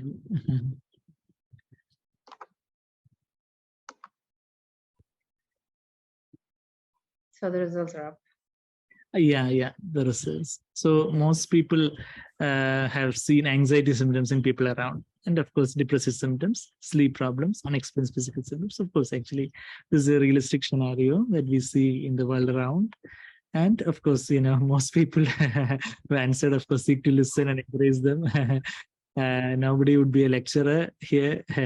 And some people want to tell others about the problem. Of course, you can tell those people who is more informed, not all people around, but some people who are more, who will be able to better guide that person. You can, of course, inform that particular person, the immediate senior or boss or something like that. But just ignoring may not be a good idea. Of course, in trivial, mild cases, we can wait, but we have to see how things go. Yeah. And just addressing the stigma, I'm just, shall I go back to the, yeah, we can probably close that window, ma'am. That poll window. Are you able to close?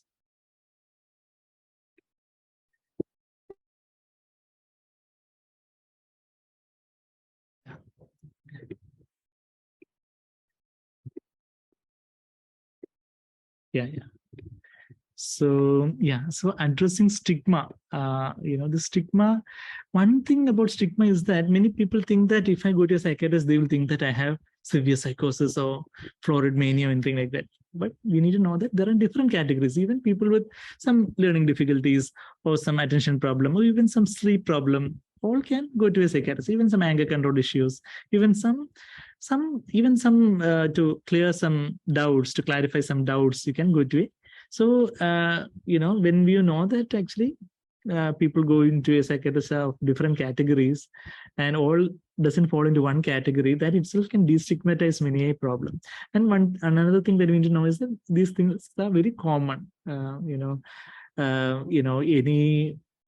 course, there are many studies which show the prevalence and all, but we all know that this is much more than mental health problems are much more than what we think, very common.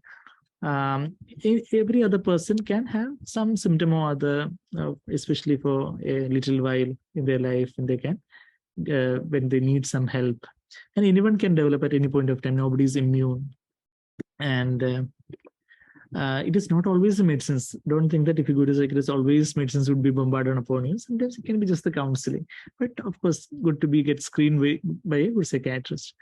And another thing is that, stress, many a time we think that, oh, I got this mental health problem because of whatever reason, curse, or it is my responsibility, it is my, I am responsible for all what I'm suffering.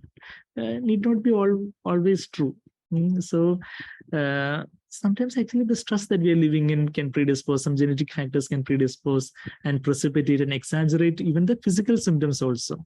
And even, physical symptoms actually, that means actually if you're really stressed out, it will be very difficult to control even your sugar sometimes. Sometimes your blood pressure might be very much colored by your stress levels. So sometimes actually when some physicians would be referring their patients to us saying that, even with good medicines, they're not able to control the blood pressure.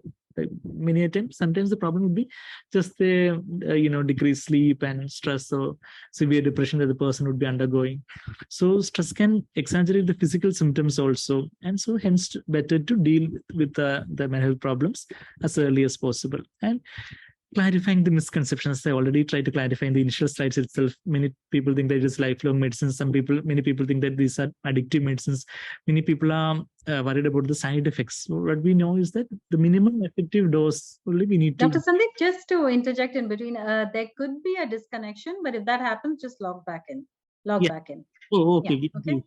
Yeah, no problem. Yeah, so minimum effective dose. So smaller dose when combined with counseling. When counseling is also given, we may not have to give that much higher doses required otherwise. So we need to see which medicine would be suitable for each person profile, the age, and the how much was the severity of the illness, duration of the illness, and which are the comorbidities, the other illnesses that the person has, monitoring for the side effects, and in case there is some side effect, adjusting the dose of the medicine, changing the medicine, adding a medicine to counter that side effect. So all these can take care of the side effects part. And changing our attitudes after all is something we need to have to destigmatize this mental health problems. And how to approach the symptoms, prompt treatment, earlier the better, not something to be covered up, because these neurochemical changes can worsen with time, and suicide may be unpredictable. Sometimes actually people whom we see very regularly every day on a day-to-day basis, and suicide may be unpredictable. We may not have thought that that person would end up like that person would have told us something about their problems, but we thought that just reassurance and everything would be okay. But sometimes a professional help could have avoided that kind of a disaster. And so take counseling and medicines. And is mental health so important? Sound mind in a sound body is a proverb that we have heard even from our childhood days in school. So sound mind and sound body. And mind-body relationship, as we say in psychiatry and psychology and all, mind and body are very much interrelated. So if your mind is affected, if you are very depressed, and if there is many mental health problems, it can worsen the physical symptoms, physical diseases, even like diabetes or hypertension and many heart problems and alcohol can get aggravated because of the mental health problems. And also, when you have physical illnesses, that can precipitate the mental health problems. Like, if you have some physical illness, like if you have some fracture of femur, or if you have some, chronic pain in your body, that can affect your mental health also. So mind and body are very much interrelated. So that's why mental health is very much important. And covering up the symptoms is not the solution. Attempting suicide also is not the solution. All these covering up the symptoms, so attempting suicide all can cause a symptom to go out of our hand. But many people, sometimes actually these clients will come and tell us that, oh doctor, I feel that I'll end my life, I'll commit suicide because that will decrease the burden of my family. Then I'll say that the ending up in suicide will not decrease the burden of the family, but only increase. In every case, it will only increase. Don't say like that. And we may have to help them to reframe their pattern of thinking. And the problems you have now will be over today or tomorrow. Don't think that everything is the end. When COVID came, people thought that, oh, there is the end of everything. But you know that now we are living in the post-COVID era, and almost in the post-COVID era. So today or tomorrow, everything will change. Only thing that doesn't change is change. So everything will change. And it is better to share the pain and troubles of your heart with somebody who will listen to you and who can understand you. And know that many people who have worse problems, worse troubles are also living in this world, and they have taken them as challenges and they are living happily. Now I was writing all these words from one of my blog page which I had written during that Kerala flood times, in 2018.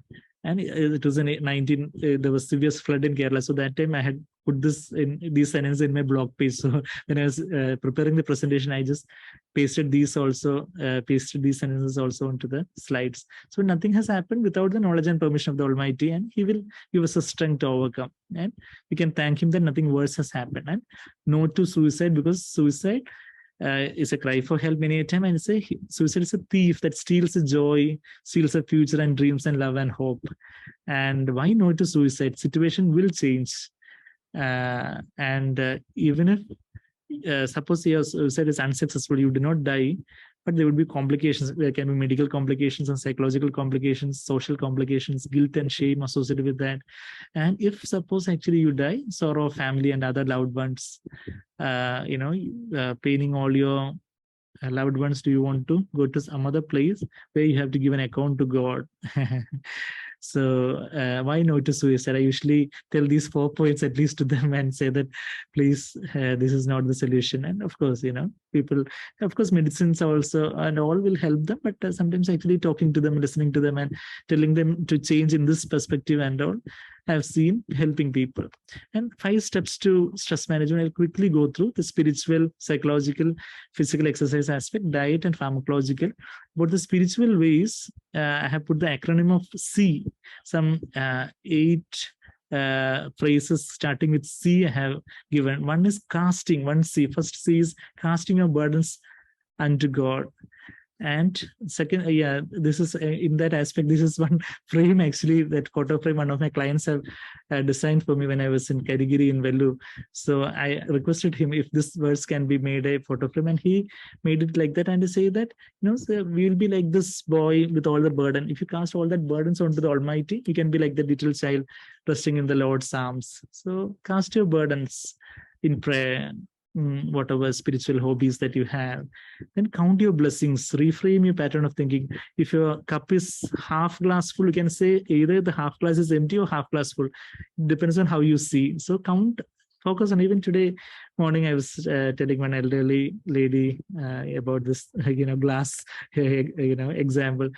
See how much God has blessed you with. Count all the blessings and thank God for all that. Focus on what all God has already done in your life. Don't focus on only the negative part of your life and complain and murmur. Then, as I already said in the beginning, sovereign control of the Lord. There also one sees there. Nothing has happened without His knowledge and permission. That reframing of thoughts will improve the emotions, that will have a positive impact in the emotions of your mind.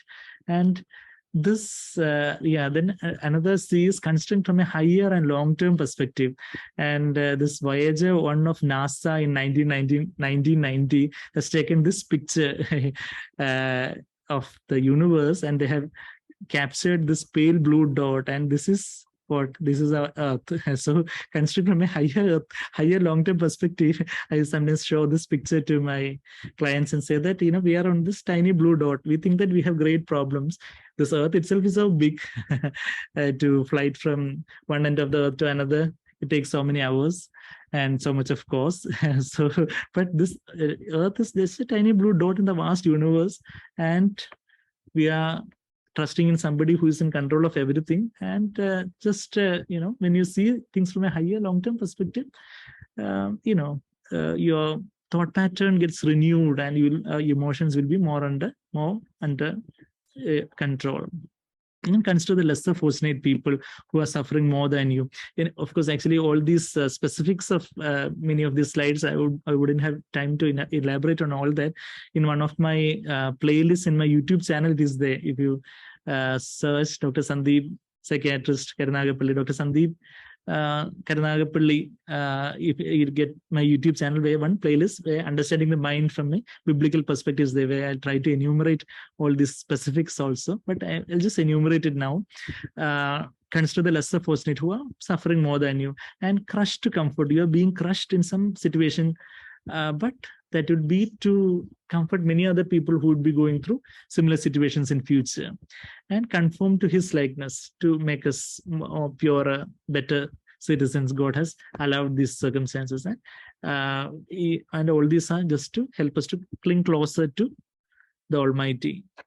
So these are the, I was using that acronym C to enumerate those phrases, how to reframe our pattern of thinking that will help in our emotions becoming in control more in a better manner. In the psychological way, like good hobbies, good music, reading, what we usually say in stress management, taking a break, where to draw the line, where to draw the boundary, and acknowledging our limitations. Don't think that you will be able to do everything by yourself. Joint efforts and getting help from other people, delegating tasks to other people, and having good friends and guide and mentor, keeping our minds engaged productively. Idle mind is a devil's workshop. So keeping our minds engaged productively, ventilate your stress to God or to those loved ones who can listen to you, to some professional counselors, to your psychiatrist, and even write a diary, and sleep for preferably 8 hours, not less than 7 hours, preferably 8 hours in a day, 1/3 of the day. If you can sleep well, that will have good regulations in your cytokines, that will boost your immunity also. That's why even the COVID times and all, doctors were advising for good 8 to 9 hours of sleep and all to improve immunity. And forgiving, many times keeping grudge and bitterness and all will raise your stress hormones, your cortisol levels, and you will lose your immunity only by holding grudges against people. But rather appreciate others, appreciate the good things in others, helping, charity, all will boost up the serotonin levels in our system, research says. And having some time schedules, some setting short targets and achieving that will give some dopamine release. Oxytocin is called cuddle hormone or love hormone. So when you cuddle your little baby, and when you are close with your friends and you're connected to your family, as Manisa and Floyd was explaining, the connectedness, connecting before correcting. So that connectedness always will give some positive, oxytocin release in your system. Then the physical exercise, as we always say, the aerobic, anaerobic, every day or every alternate days. Then good diet, fresh fruits and vegetables, avoiding junk foods, minimizing oily this oily fried items and all, moderate non-veg, good proteins and all, and medicines. And fifth is medicines as prescribed. I was trying to destigmatizing the medical part as a medical practitioner. And the emotional first aid is something that some 5 sentences I'm just saying, where just like a physical first aid, there's an emotional first aid. Recognize when you are in emotional pain, be gentle and compassionate with yourself, distract yourself from this unhealthy rumination, distract yourself with something positive, and redefine, that is reframing your view of failure. Just like Edison, who discovered this electric bulb and all, he experimented with a lot of substances. Then he found the metal which gives that, which is used as a filament. So somebody told that, oh, you have failed so many times. So he said, no, I have succeeded in finding that what doesn't work as filament in the bulb. So redefine your view of the failure. Failure is a success if you learn from that. Find meaning in that loss. Suppose you have lost some loved one, but find a meaning. Yeah, God has allowed this to happen to me so that I'd be able to better counsel many other people who are suffering through similar situations in their life. So the God wants you to be stronger even in this challenging time. So find meaning even in the most grievous loss.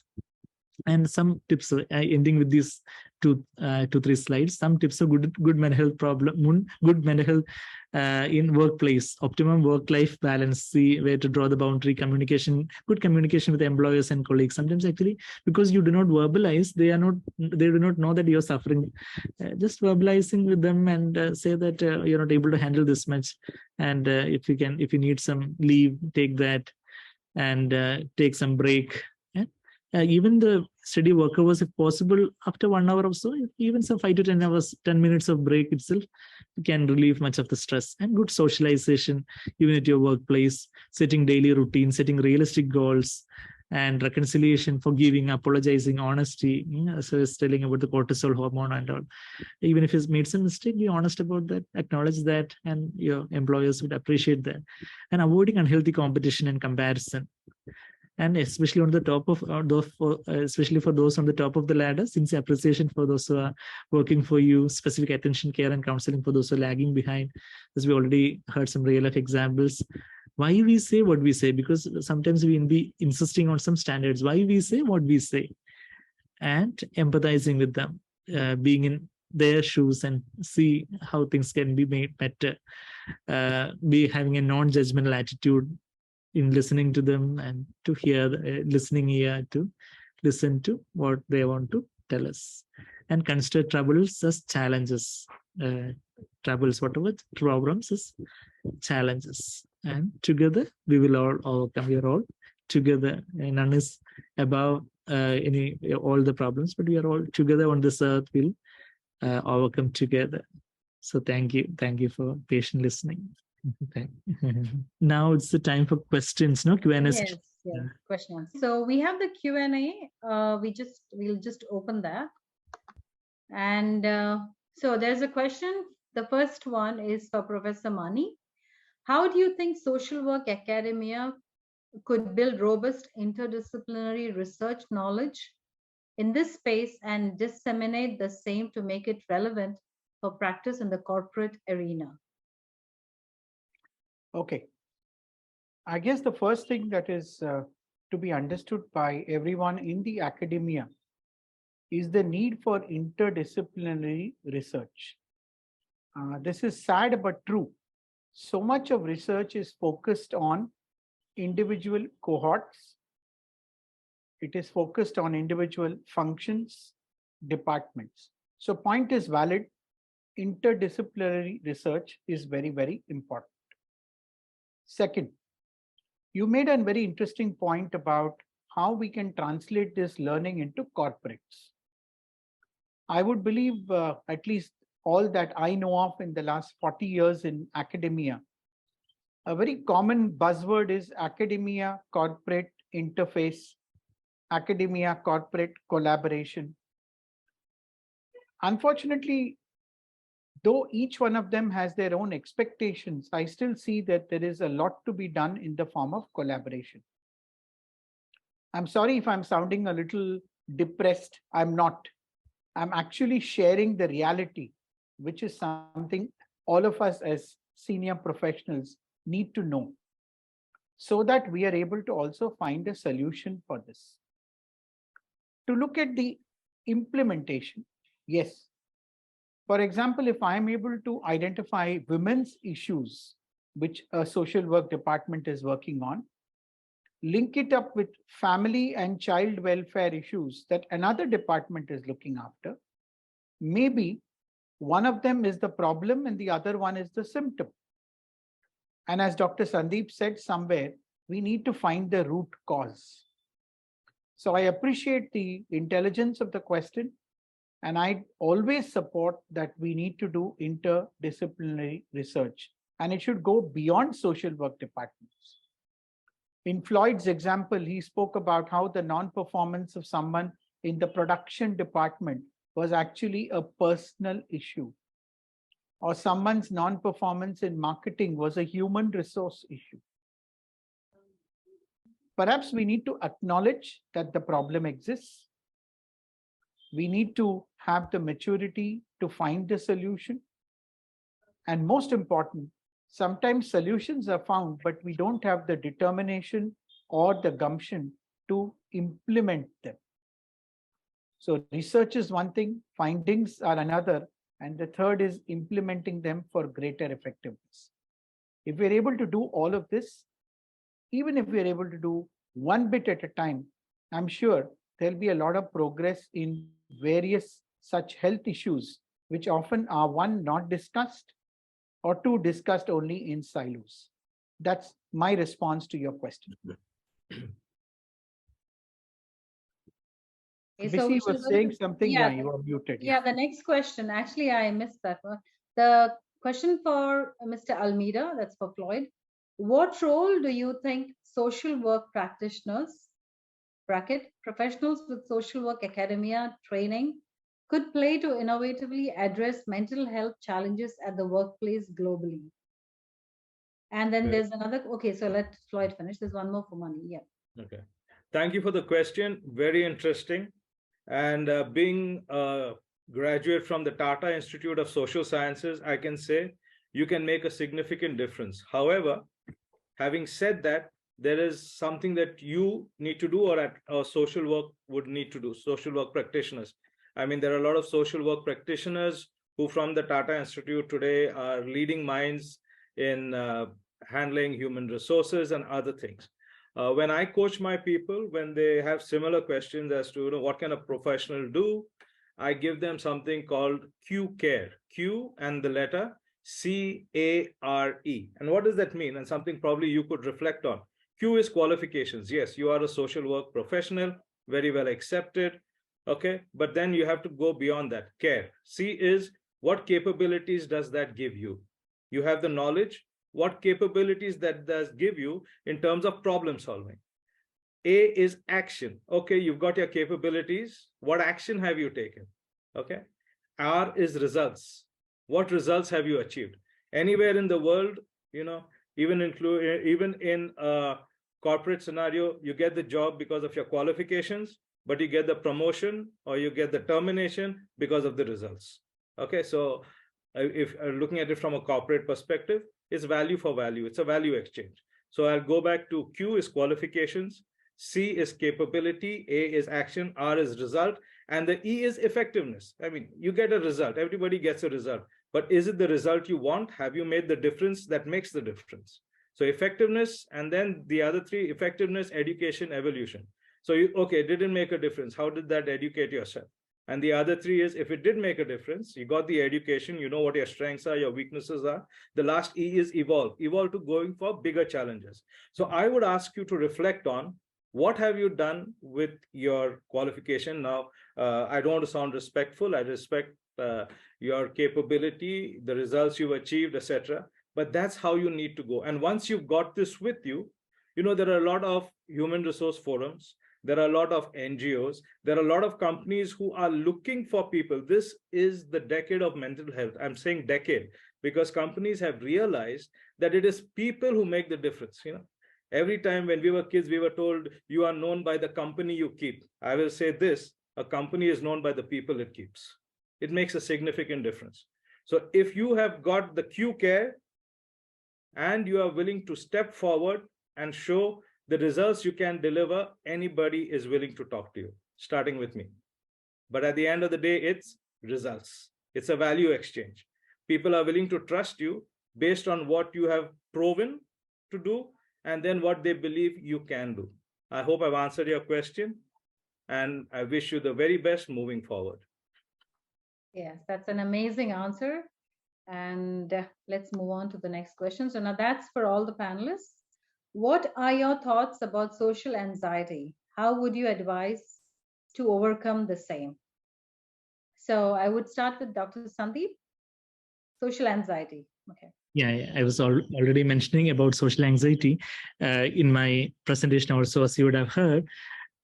Cognitive aspect, behavioral aspect, and medicinal aspect. I'll answer in these three aspects so that it will be more crisp and clear. Cognitive aspect meaning, cognition meaning the way we think, learning. Cognition is a word that is related to thinking, learning, memory. It is a cognitive skill. So the way the cognitive aspect meaning cognitive reframing, that means cognitive restructuring.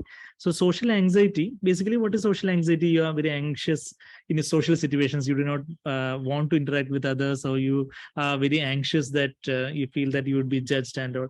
So as I already mentioned, that fear of scrutiny is a very maladaptive cognitive thought pattern that will cause more anxiety. What will others think about me? Will I perform up to the mark? So if you can just be yourself, if you try to impress others that you know more than what you know, then you would be very much stressed out. Suppose actually if I sit here as a psychiatrist and pretend that I know everything in the under the sun and including the sun and above the sun, then I'd have to be very stressed out to act, superior. But if I, I know that I know this much, and I may not know everything, but I know something, and I know something more than other people, but compared to some other people, I may know something less. So like that, about my strengths and about my weaknesses, I need to have a realistic awareness. So, I need not act that I know everything, but I can be natural, and I need not worry about how others would think about me. But especially in some presentation or interview and all, we should work hard and prepare as much as we can, but leave the rest to the Almighty, as I always say, and be cool and be natural. So like that, reframing your thought pattern will help you to have better control of your symptoms. So that is a cognitive aspect. The behavioral aspect, so CBT, you say, popular psychotherapy model, cognitive behavior therapy, that is CBT. So I was studying about the cognitive part. So there can be many modulations in the cognitive part. I was just telling about the crux of the social anxiety. Then the behavioral part, where we can rehearse. Even nowadays, actually, this, when clients come to me about the social anxiety, in previous days, we used to say that go before the mirror and practice what you want to talk. Nowadays, we have the selfie video. Everybody has got this selfie video. Selfie photo is there, selfie video is also there, and just record. Sometimes actually the way you speak, the accent, and suppose actually you need to give a talk for 5 minutes in your classroom, so or in your workplace. So you make a selfie video of yourself.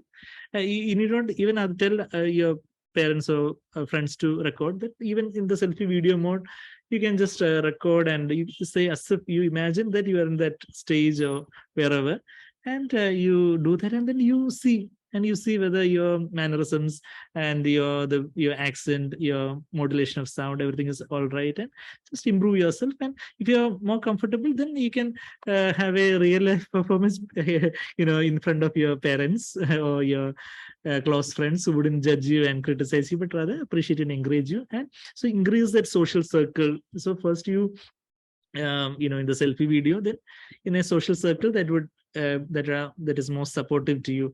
Sometimes it will be the closest friends, so it can be your own spouse or children or parents or whatever.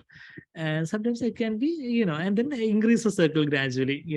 Take every opportunity whenever you get a chance to speak in some social forum or wherever, you take the even actually to share something in a common platform.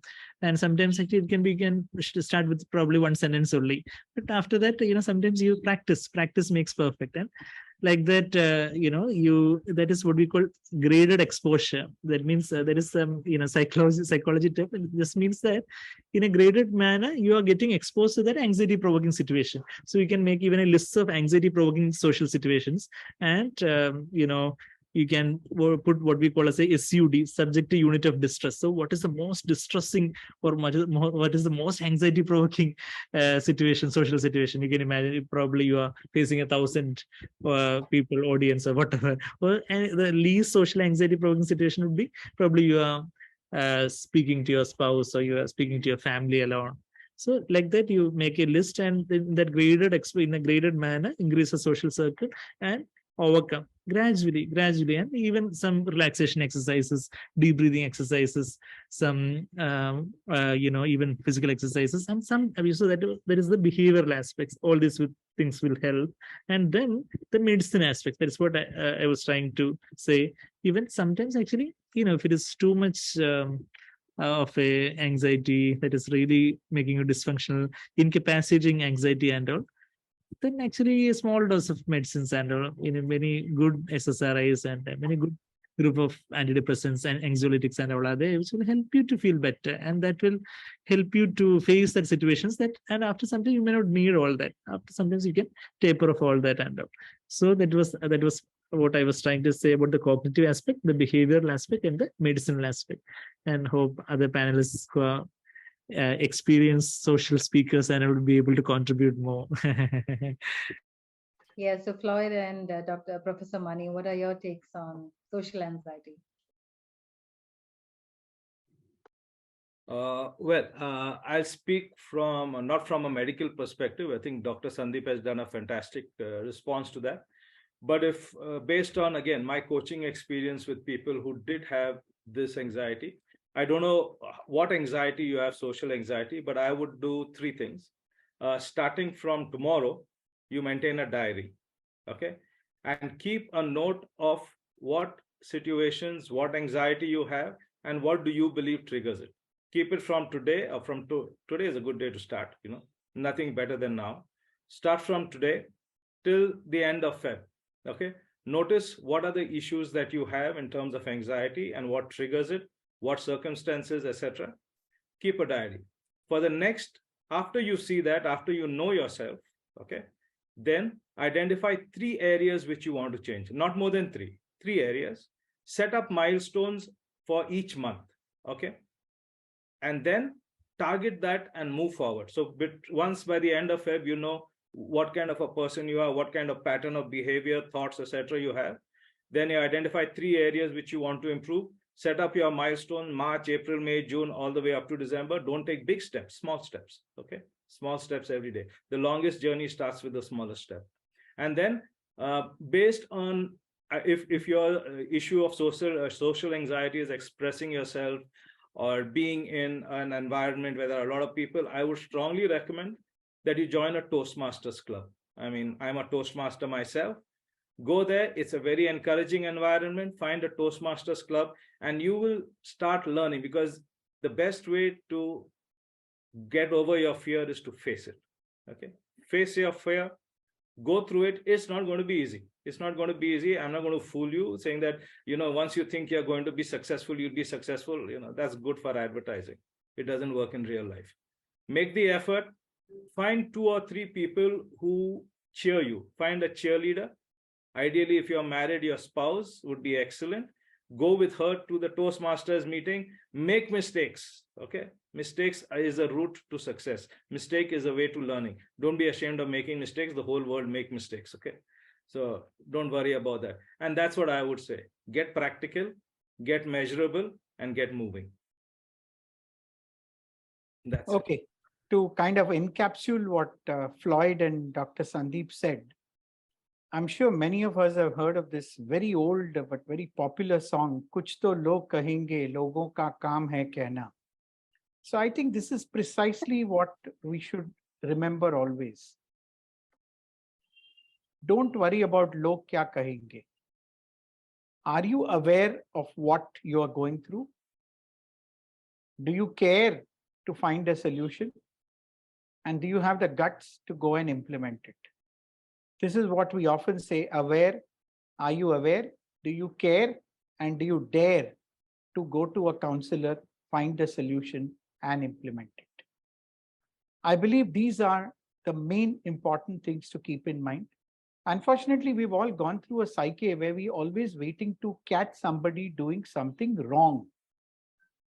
Maybe we have to change our entire approach and we say, can you catch them doing something right? And the more we inculcate this as a habit in our day-to-day lives, I'm sure people will not have social anxiety. So anyone who generally goes through this syndrome that am I doing it right? People are watching me. Will they be finding fault? Will they be evaluating me? We simply tell them, can you catch them doing something right?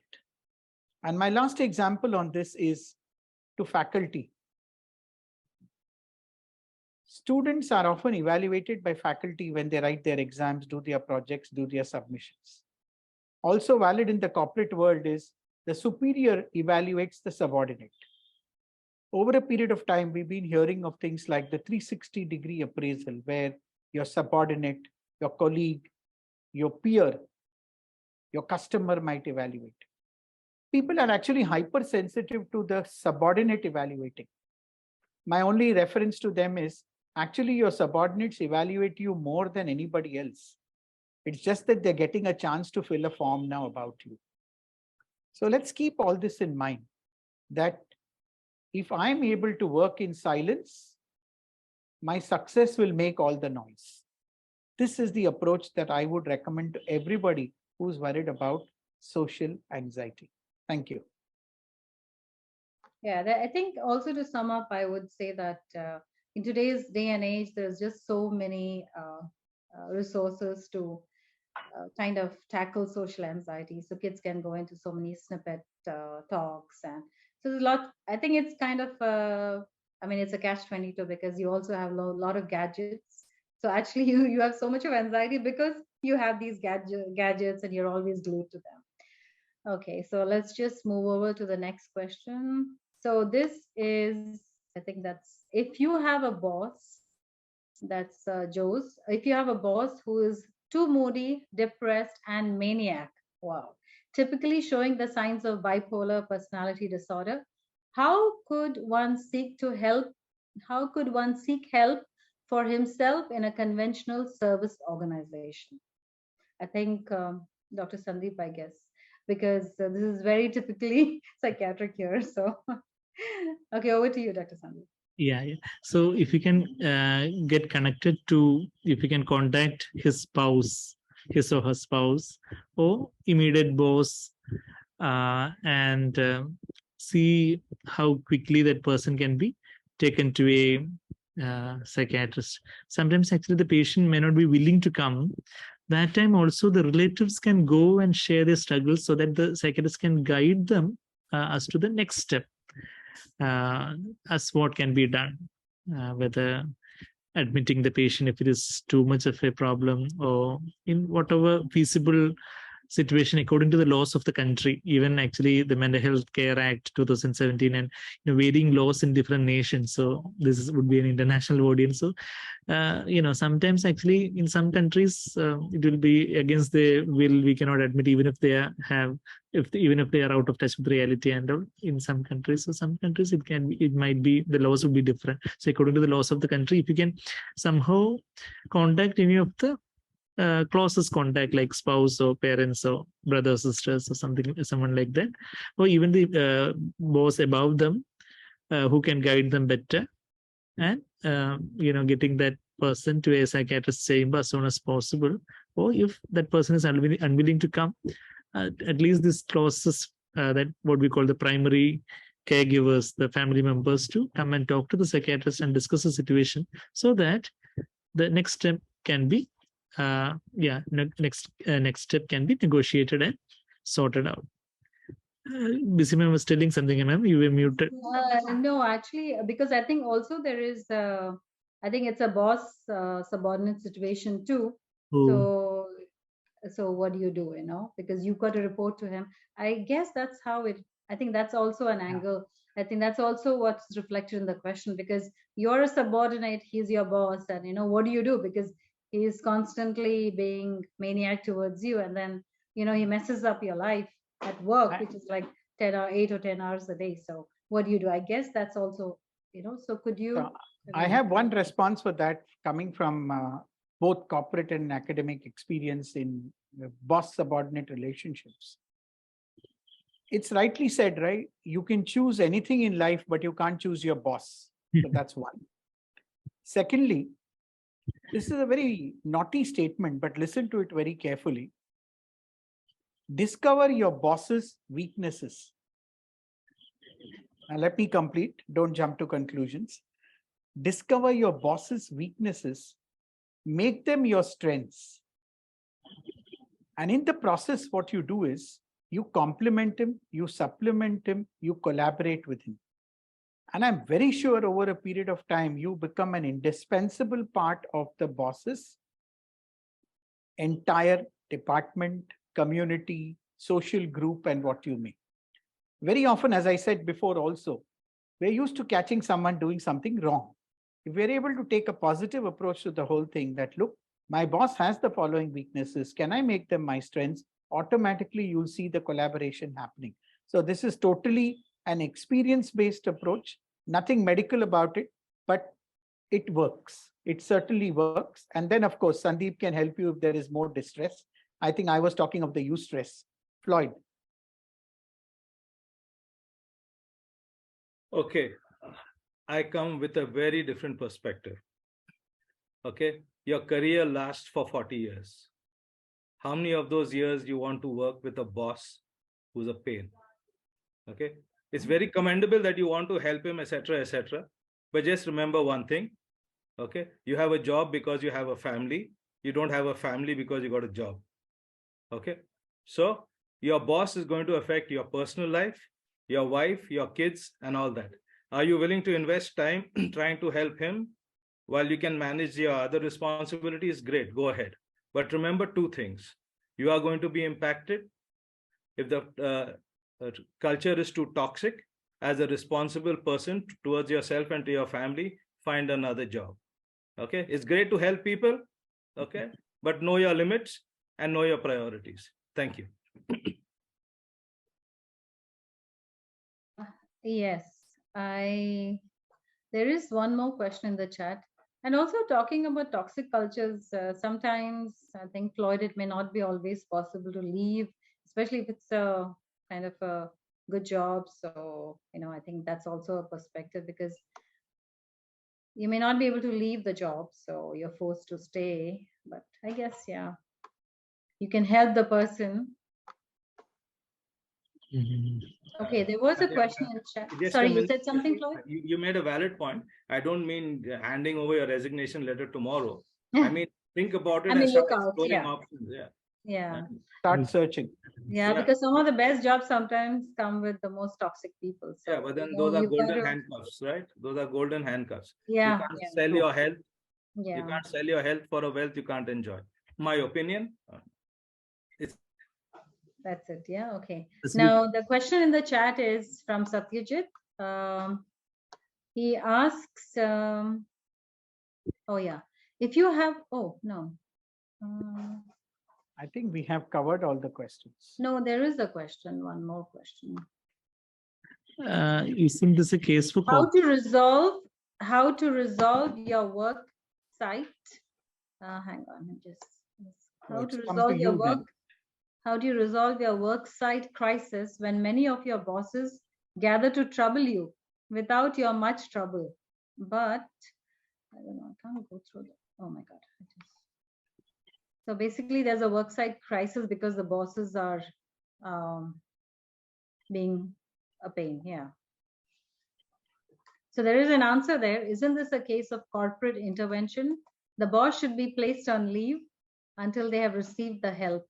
Oh, I guess that's to do with the bipolar. Okay. Just report the boss's boss or HR. Okay, so let me complete the question. So the question we're coming back to from Satyajit is how to resolve your worksite crisis when the bosses are against you without having much trouble, but because of leadership change and groupism. Yeah, I mean, that happens all the time, I think. Leadership change and groupism. So what do you do? Basically ganging up.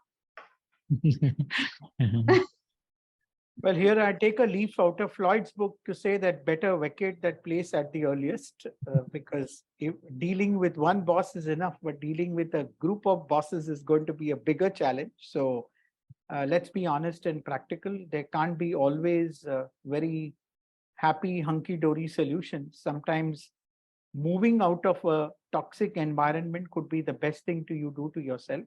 And of course, as all of us have cautioned, we can't do it on a whim and a fancy. One has to plan it, do it slowly, steadily. But the earlier you ease out of such a toxic system is better for yourself. This is what I would suggest. Very good. Okay. Then there are some comments here. There's corporate mental health is indeed rarely heard or addressed on a formal platform. In the companies, the company focuses or has been focusing on a variety of training programs, which mostly centered around performance of the employees and business growth. So there's hardly ever a talk of, because you need, support needs to be offered in terms of more rational perspective, Kaufman's negotiation of reality on a day. I can't get chat fully. Yeah, reality on a day. So where are we? Yeah, okay. I think my chats are just moving up and down. Okay. Yeah, so I get it now. Kaufman's negotiation of today basis, ability to live with uncertainties, having an optimistic outlook for the long run, and importantly, yeah, I mean, okay, I think I can't get the chat properly. Okay, I think we've covered all the Q&As. Yeah, and there was something that I felt we could talk about a little more was how could organizations bring in changes in terms of addressing mental health among employees? So what could be the proactive steps they could take? Would we have any suggestions? I mean, off the top of my head, I definitely remember having people, newcomers, oldcomers, interpersonal conflicts, relationships, those seem to stand out. So if you could discuss, I mean, there are lots of, yes, Floyd, you can go ahead.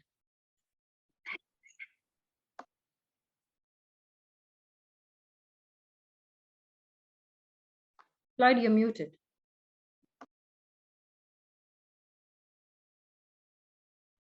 Okay, can you hear me? Yes. This is sharing from experience. I don't know if it would be appropriate for your place, but this is something that worked. So similar situation, another organization where I was consulting with. My brother also happens to be a psychiatrist. I'm sure I'm his best patient.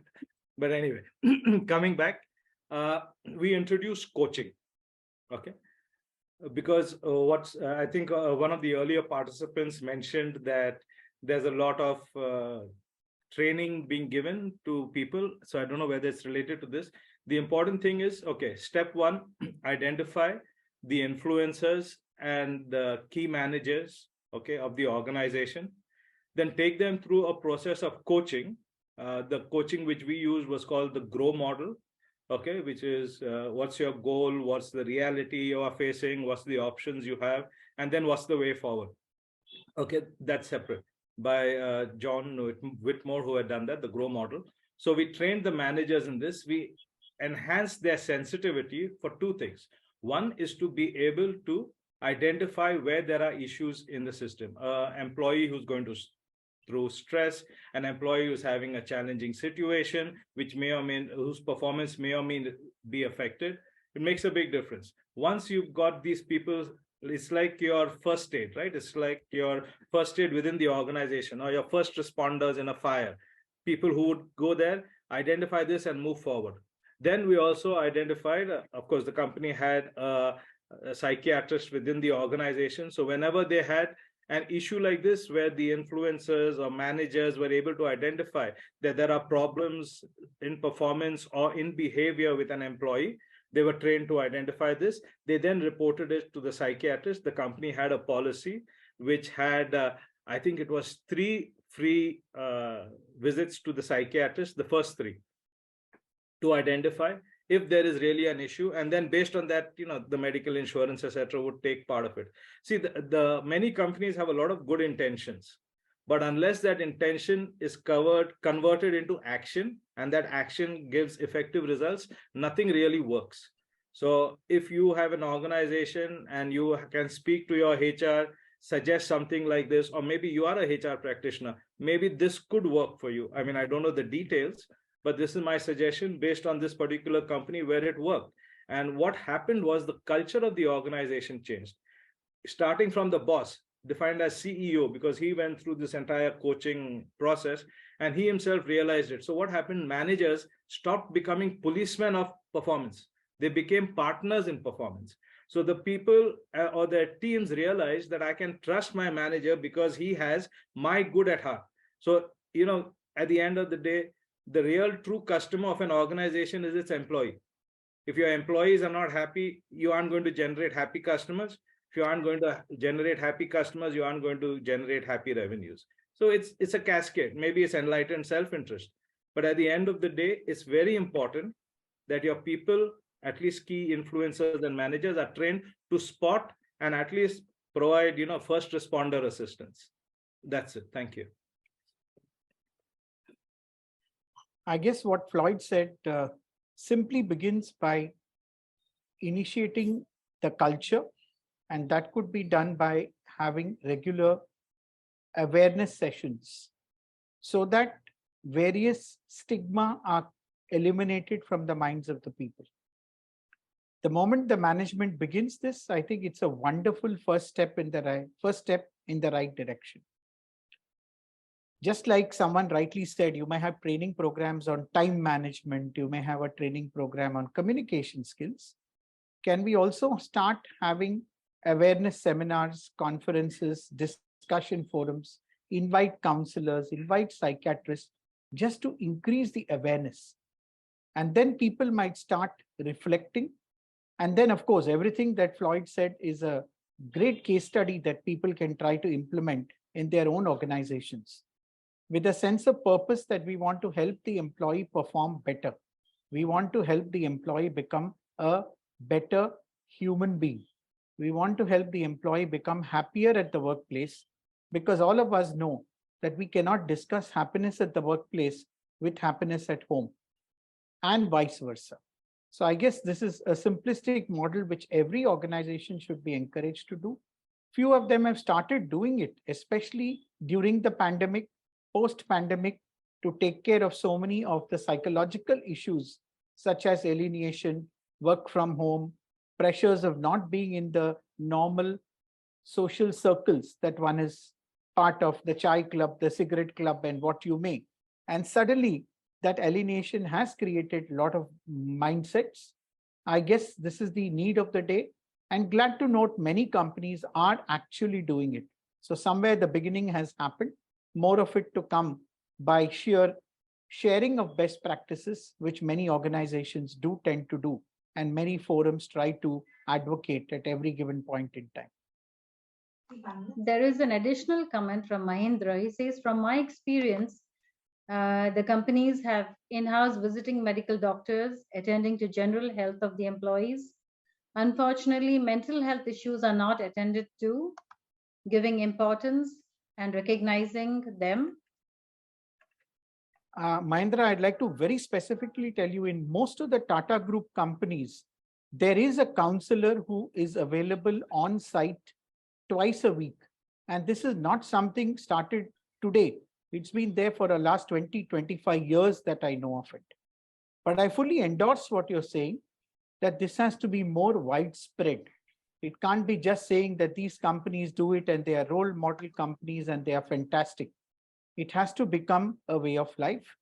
I know a lot of psychologists and psychiatrists who now visit organizations, spend 3 to 4 hours a week on a pre-dedicated timetable. Let's say Friday, they're available from 4 o'clock to 8 o'clock.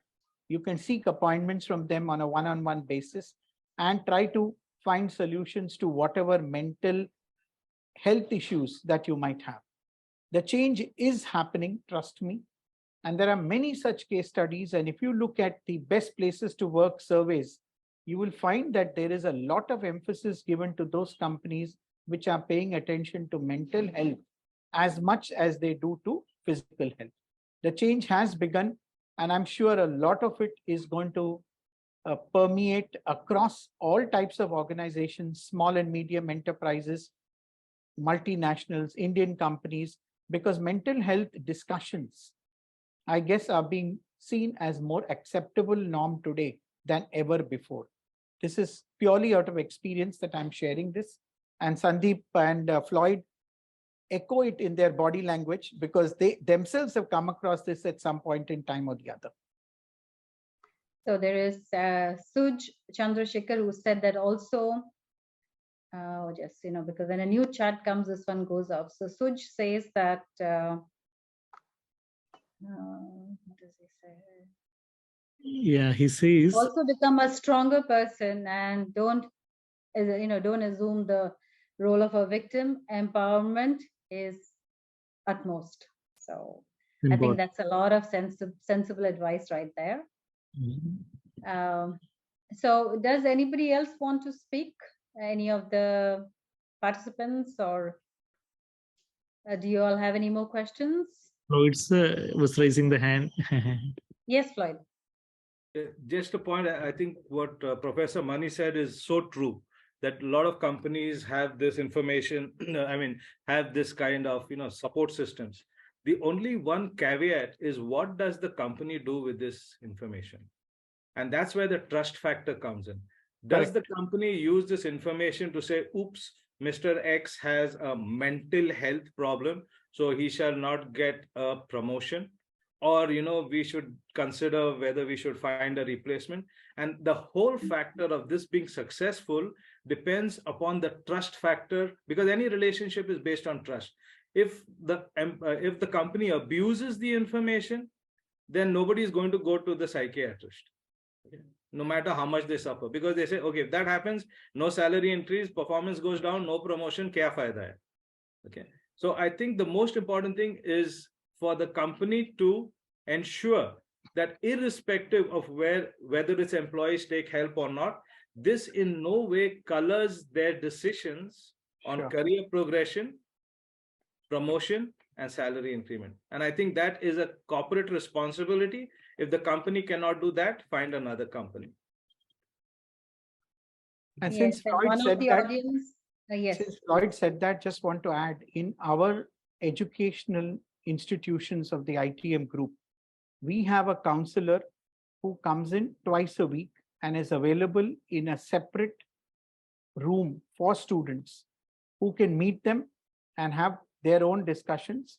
The counselor is not expected to share any reports with us unless it is serious and needs some medical treatment. So this is a culture we've encouraged over the last 9 months since we began it. And trust me, sometimes there is more queue outside their doors than at the nearby pizza joint.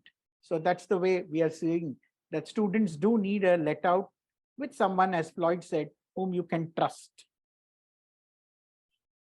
And Mahindra, thanks for the information on the Tata Group.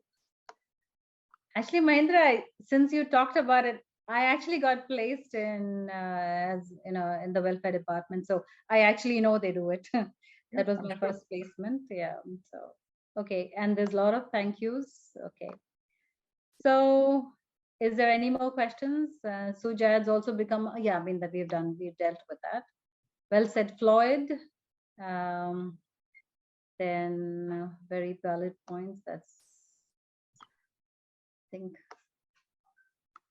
Okay, having spent 30 years with US companies, I came across the first time through this session today that mental health is an issue. Oh, thanks, Mahendra, for saying that. And thanks, Professor Mani. Yeah, I mean, that's the Tata. He didn't know. So, okay. Yeah, I mean, a lot of, I think we've spoken about mental health is not being talked about a lot. So yes, thanks so much. So thanks to you, Floyd. So I think there's a huge note for Dr. Sandeep. Doctor, do you want me to read it out? No. It's like, okay. So should we call it a day then? Yeah. So it was, I mean, I'll just sum it up. It was an amazing session. I think there were 50 plus audience to start with. I think we had some hitches in the beginning. So I guess on and off people dropped off. And as we went along, it's been a long day. Apologies because we are not all familiar with technology. So apologies for that. And I think the panel's done an amazing job. All of you all, Floyd comes. So right here, we have 100 years of experience, I would say, around 100, I would just say that. And Floyd comes from a huge, like you saw in the intro, he comes from a huge, huge data bank of knowledge, experience. So I think almost an authority, I would say, on this subject. And Professor Mani is like the furniture in TISS for us. He's been there for every batch that's left. So we know him all too well. It's been an honor and privilege to have you on the panel, Professor. Thank you so much for the academic. Like we said, we started off, Floyd is the practitioner, you're the academician. And maybe to some extent, I'm going to be blatant and say Dr. Sandeep is the expert. So either way, let's just, so I mean, it's just a word. So it was an amazing session and a lot of people had joined in. And yes, so we can, so what should we say? Apologies to the participants. Yeah, Floyd, who we took for, sorry for taking so much time. We had actually planned it for 3 hours and it does seem to have gone towards 3 hours. And so thank you so much. And Floyd, yes, Floyd, go ahead. I'd like to say that, Professor Mani was my professor back in Tata Institute. And it's an honor to share the stage with him. Thank you, Professor. Thanks, Floyd. Thanks for the warm affection that you still have for us and much appreciated. Yeah. I'm also honored and privileged to be part of the panel. Thank you. Thank you. Oh, we're honored to have you, Dr. Sandeep. Okay, so does any of the attendees want to talk? Because I think we have fewer in numbers. So if any of you want to talk or say something or add to it, if you have any information, so go ahead. We'll give you some minutes. And Mahendra, you seem to have commented, but we don't see you talk. So do you want to say something?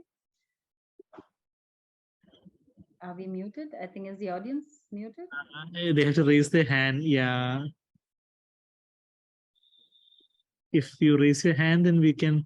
Yeah, one attendee has raised hand. Yeah. Okay, so should we unmute Mahendra? I think is the audience muted? Yeah. Maybe I could just. Yeah, Mahendra, go ahead. You have been unmuted. Oh, okay, great. That is fast. Just unmute yourself and speak, Mahendra. Yeah. Can you hear me now? Yeah, Perfect. yeah. Hi. Yes, Mahendra. Thank you for all the comments. In fact, I have taken an early retirement way back in 2020 itself.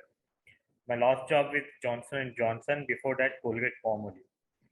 And believe me, I have done up to number of training programs, on all those training programs, whether it is through a HR initiative or marketing or finance, but always related to the functions, the functions of the company. And what could be the function? They are marketing, finance, operations, sales, promotions, advertising. And of late, we also have, this POSH Act introduced also. It has also become one of the regular training programs. And I have also happened to, out of my interest, I have given a couple of training also on POSH. But let me tell you, BC, one thing. I never heard or never, invited or talked about in the company that there is something called mental health. there could be a common comments, a general comment, अरे ये crack है ये employee, इसका दिमाग खराब हो गया है, ये boss बहुत गरम है, ये बीवी के साथ झगड़ा करके आया है, all that जुगाड़ू kind of things used to happen, ये येड़ा है. Professional approach to understand that mental health of any employee, be it subordinate or a peer group or a boss, is an issue. This is what came across to me very surprising. Though because having worked only couple of companies, like Professor Mani said that Tatas have this initiative and also I'm not aware about it. But having myself restricted to only 2 companies where only business will be talked about, business, growth, performance, individual development. But if somebody has this mental health, but this mental health was not so-called defined as Dr. Sandeep has defined in his medical terminology, but he crack hai, ye badmash hai, he is very manipulative, this boss, this HR is too much. But now, there was a need to be, approached it right 30 years back when I started career as a professional subject. So there's a lot of scope for, I think, every organized company to treat this subject, mental health, as a serious subject, as an issue. So that is what all my comments, So it was lovely listening to all of you. Yeah, in fact, I think we should do more workshops and awareness programs because there is like one of the comments I remember seeing that there should be some analysis of, I think it is bosses, so that the employee is not troubled the entire lifespan that he's at the workplace because somebody at the workplace is harassing him and, actually has some stressors. See, I think a lot of issues could be some stressors at home. Absenteeism could be some connected to some something that's mentally affected the balance of the family. So it could be a lot of stresses. So I think we really have to reach out. And I think it's because of COVID that these issues really came out in the open. And also, I think the newer generation is very open to talk about these things. So I think that makes a huge difference. Does anybody else in the audience want to speak? Bissy, if I may add, I think Mahendra brought up a fantastic point. Yes. But if you look at the big picture, Mahendra, every company survives on its intellectual capital and its innovation and implementation. If there is no mental health, there is no intellectual capital. It doesn't get created. If there is no intellectual capital, you don't come out with innovation. If you come out with innovation, you still need to be able to work together, collaboration for implementation, so that you get a result. So everything ties up. If your employees cannot go with each other, are under stress, cannot think, cannot move forward, your company has become a dinosaur, and within 5 years, competition will take over. That's my experience, as well as that has been things I have worked with organizations. Lest all of us skip this, I want to take this opportunity on behalf of Sandeep and Floyd to thank Bissy for getting all of us together on a forum like this. Yeah. And that's the power of technology and the digital world. Floyd have, of course, interacted with in plenty at this. Bissy to some extent. Dr. Sandeep, I'm meeting for the first time, but all of us are in 4 different parts of the world and getting across on a digital platform like this to discuss an issue which is so relevant to every individual, notwithstanding whether they are a housewife or they're working in a corporate or one is in academia or what you may. And I was so happy to see among the audience, we had medical practitioners, we had entrepreneurs, we had students, and I also think we had some practicing managers of different organizations. So kudos to you, Bissy, for conceiving this, reaching out to us in whatever manner you did. And she was like a school teacher with all of us, getting us to get our scripts into place, share our presentations with her. No secrets out, okay? Fine-tuned everything for us.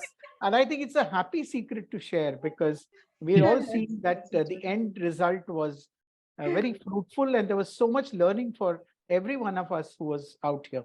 So special thanks to you, Bissy, for making it happen.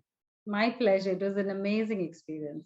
Thank to you, ma'am. have all of us talk. And there were a lot of hitches and, panic attacks and all that. And I'm sure you guys recognized all that. But at the end of the day, I think people have benefited. So I think, so is there anybody else who wants to This is talk? just the start. Thank you. Well done. Yeah. There are Mhm. more of these enlightening episodes. So we'll be going to stay tuned. Is there anybody else who wants to talk? Yes, Dr. Sandeep? Of the chat, actually, somebody had asked, but probably that chat got deleted, or I'm not able to see Oh. that anymore. Somebody had asked how much time it will take the anxiety and depressive symptoms to overcome. Somebody had asked.